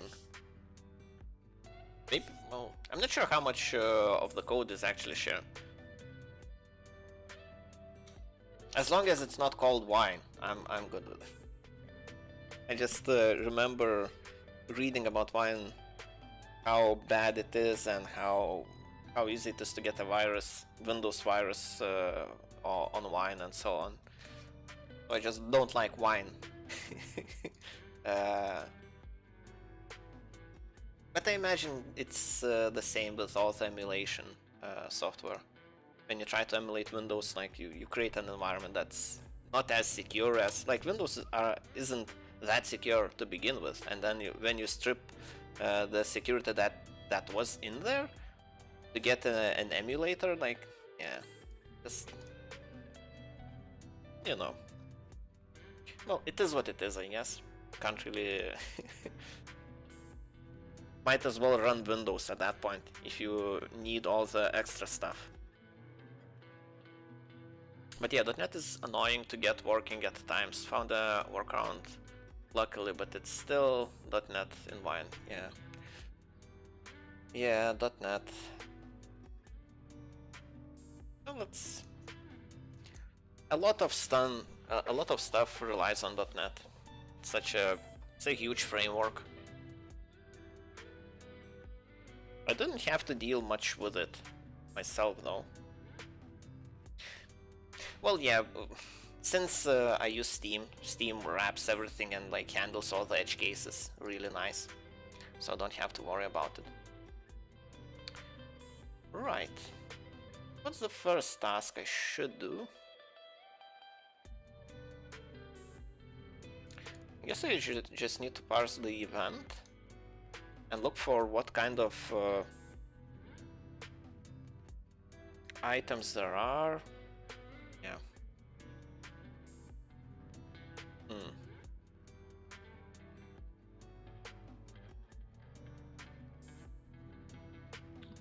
Quality as well.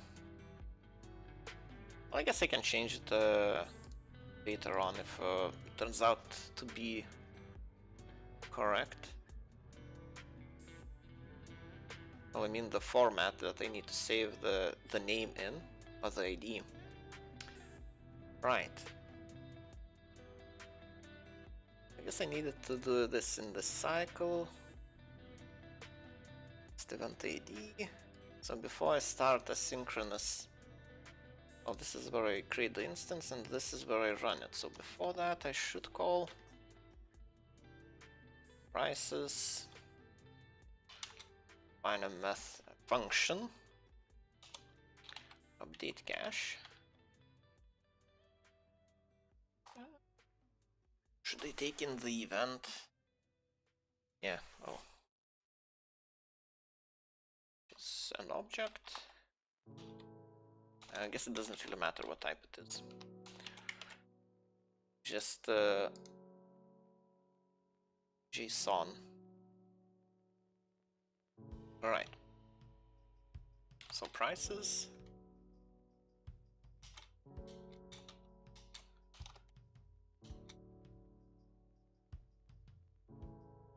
Import it myself. Import prices.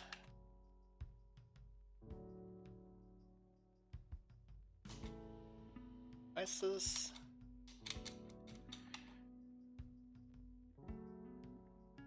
Wait, why doesn't it show me the... Oh. Pains. The syntax errors. Makes sense.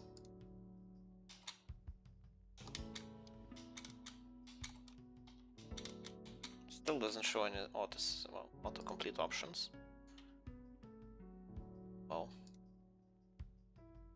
this and pass along the event. Now I will have to use all the magic strings here to parse it.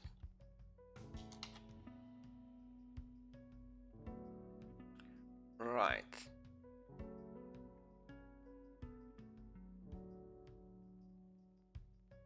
What would be the plan? Well, first of all, I need to check the database. If entry already present.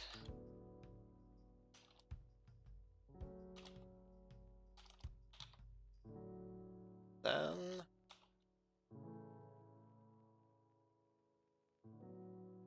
I need to check if it's outdated. Guess first of all I need to check the cache. Check cache. If Entry outdated.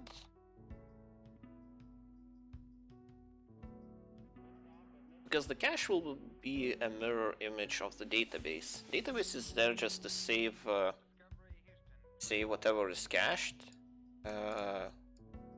if the application gets restarted.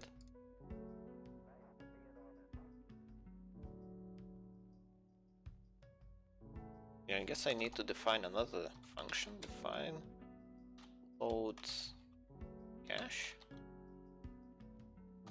All it does is just records from the database cache. That can be done at any point. So I need to call it.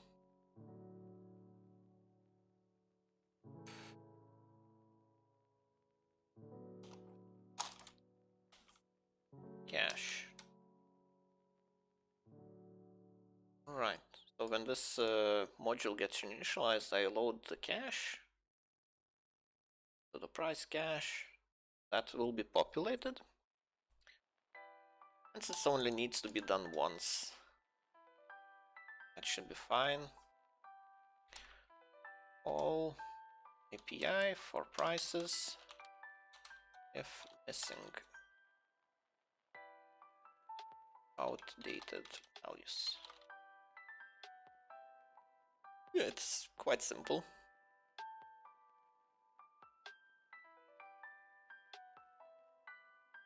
Yeah, and I guess, and afterwards I will just be using price cache.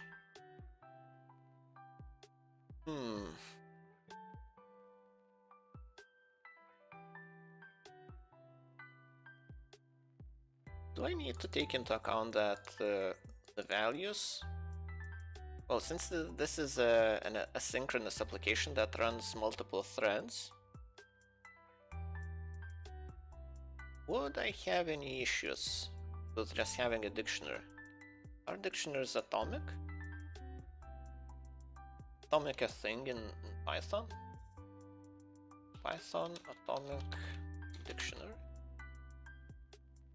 Let's see what it says. Using global dictionary with threads in Python. Let's see.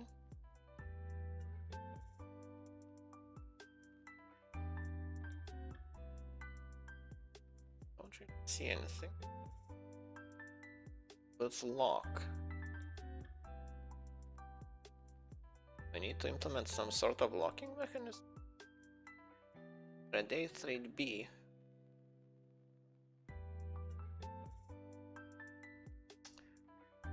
Right. Who is not? So this is the code that initializes a value, and this is just flat out sets value. Right. A thread B.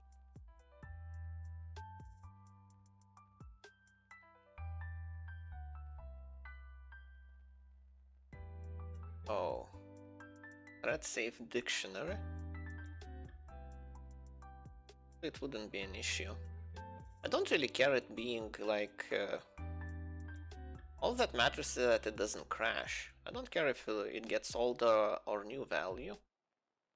If it tries to retrieve a value and it's being updated at the same time, I just don't want it to crash. Otherwise, I don't really care which value it gets.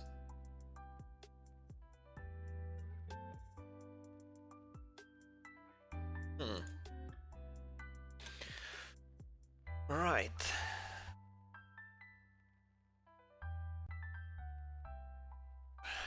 Zero. Yeah, so zero will be if there is no data. Well, I guess it's not really all that important. Right.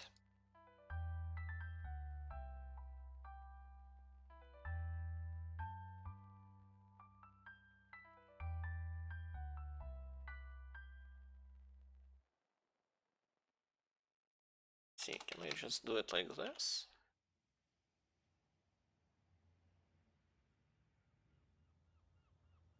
If I load cache, create a connection,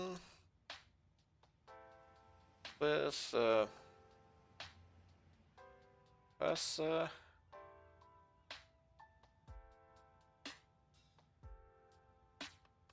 Actually, what's the syntax?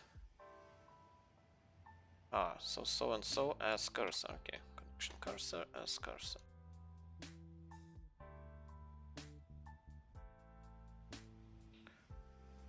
Connection. Pascal 3. Cursor.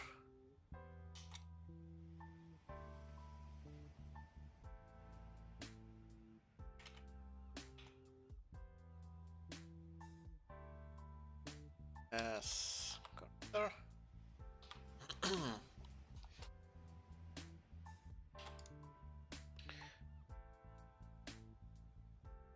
Guess we just select all the entries. Fuel.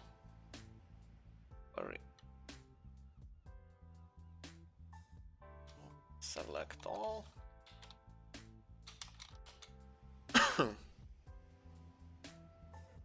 On prices.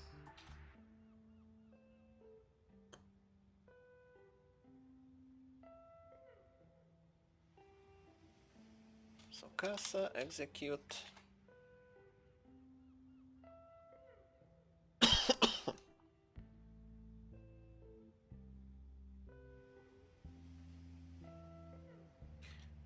Execute SQL. No query.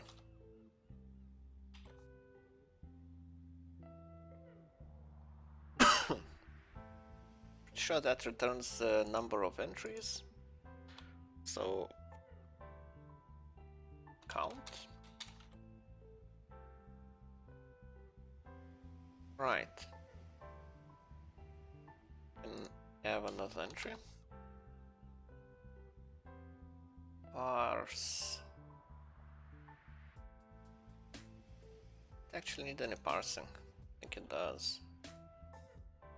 Gonna be quite simple.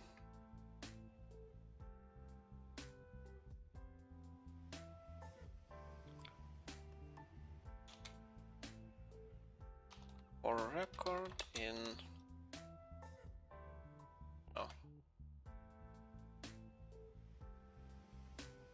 just copy it.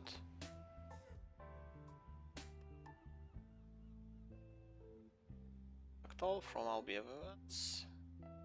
While event is not none, fetch one. I think that's implemented in SQLite as well.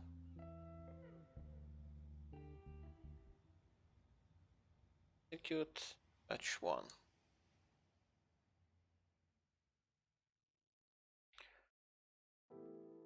Fetch one. None when no more data is available. Okay. I can do the same, pretty much.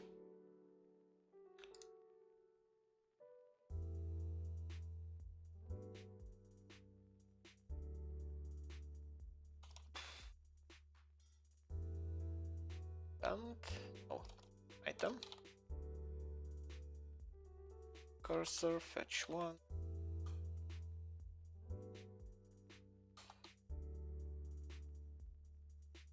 Let's do a while.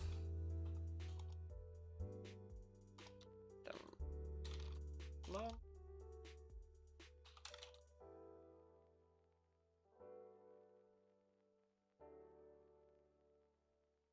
Yeah, pretty much the same thing. So using the item, I create instance of this item, add it to the dictionary price cache. Right, so this will be done only once. So price cache. So item ID is the key. Item.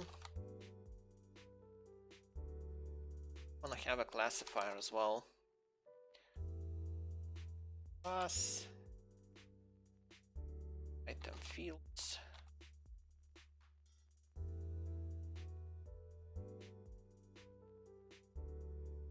Let's see.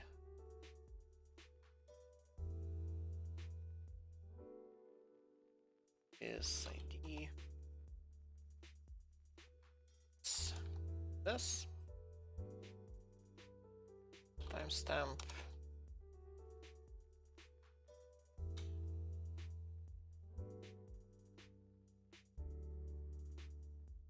Yeah, we timestamp.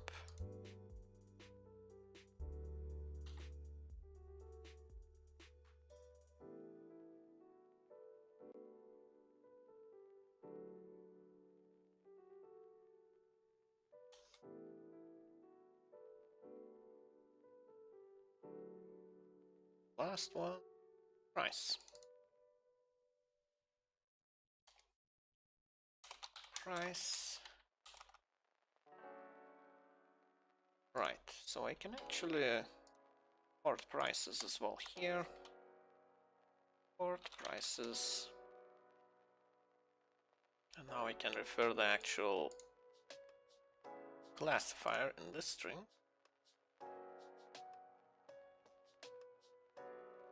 So it will become prices, item fields.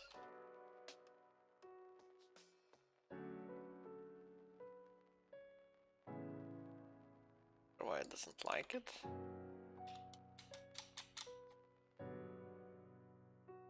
Any case, should work.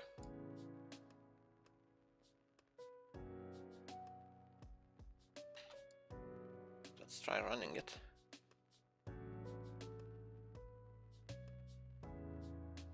For prices, load cache.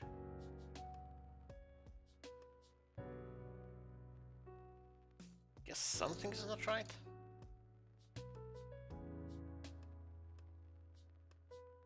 Oh, load cache. Yeah, it's not finished. Okay, let's not call cache. Okay, it runs. Does it give me an autocomplete now? Doesn't. Ah. And that's a little bit annoying when programming. I guess this is an Eclipse issue. Timestamp. Prices. Item fields.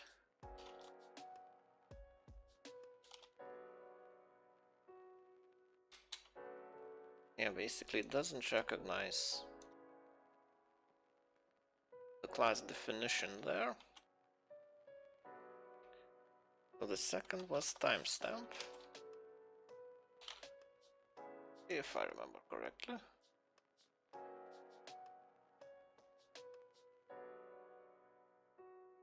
Which is an integer, item ID.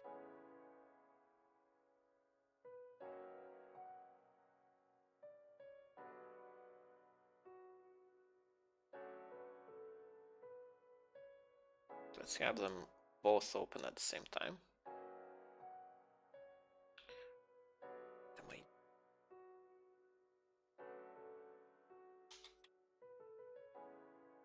Price.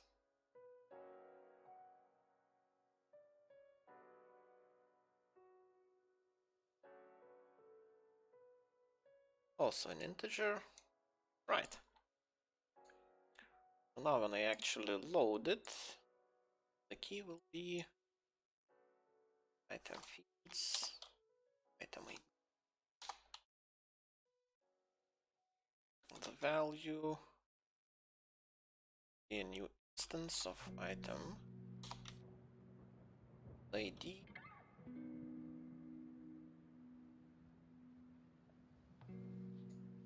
Right, item.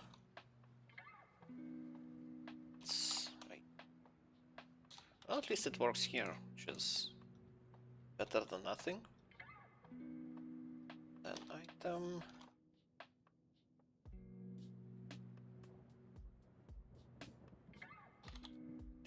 Fields. The next one is timestamp. Timestamp.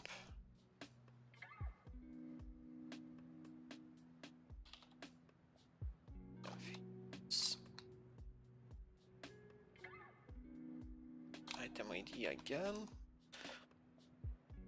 Item fields. Price. So yeah, this should create an instance of item. Yeah, item instance. Add it to my cache. My price cache. Then when I get that, I refresh my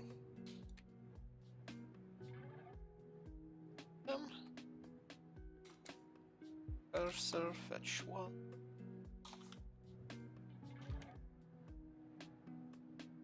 And basically go through all the records in the database, and this will just load everything from the database into my cache.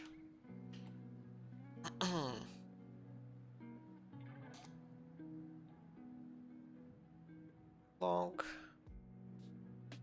Yeah, this could be an info.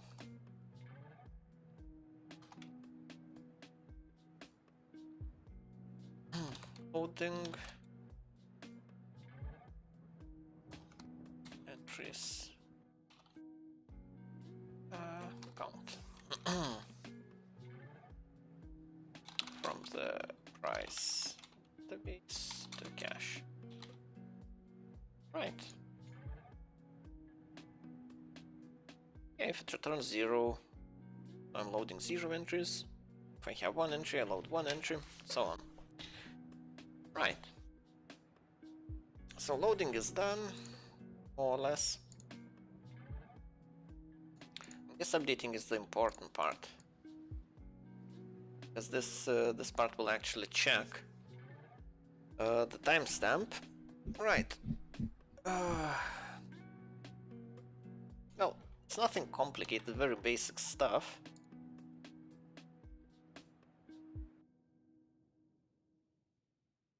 Well, I just hope it will perform adequately.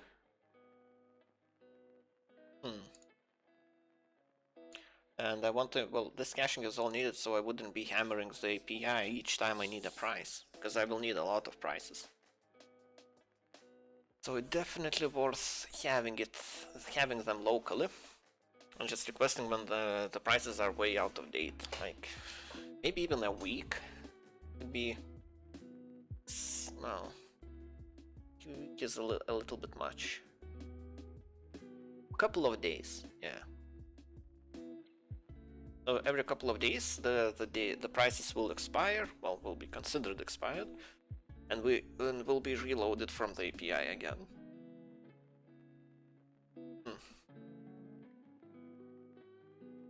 Right. Well, I guess that will be done tomorrow, and I'm done for today. It was a short stream. Didn't feel like a proper stream. Yeah, 2.5 hours. Yeah. Well, I started late, so yeah. Tomorrow I shouldn't. Well, hopefully I won't start late.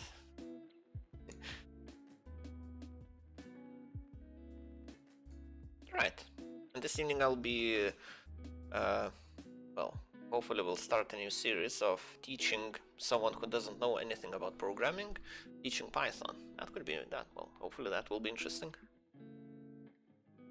Right, okay, but I'm done for today.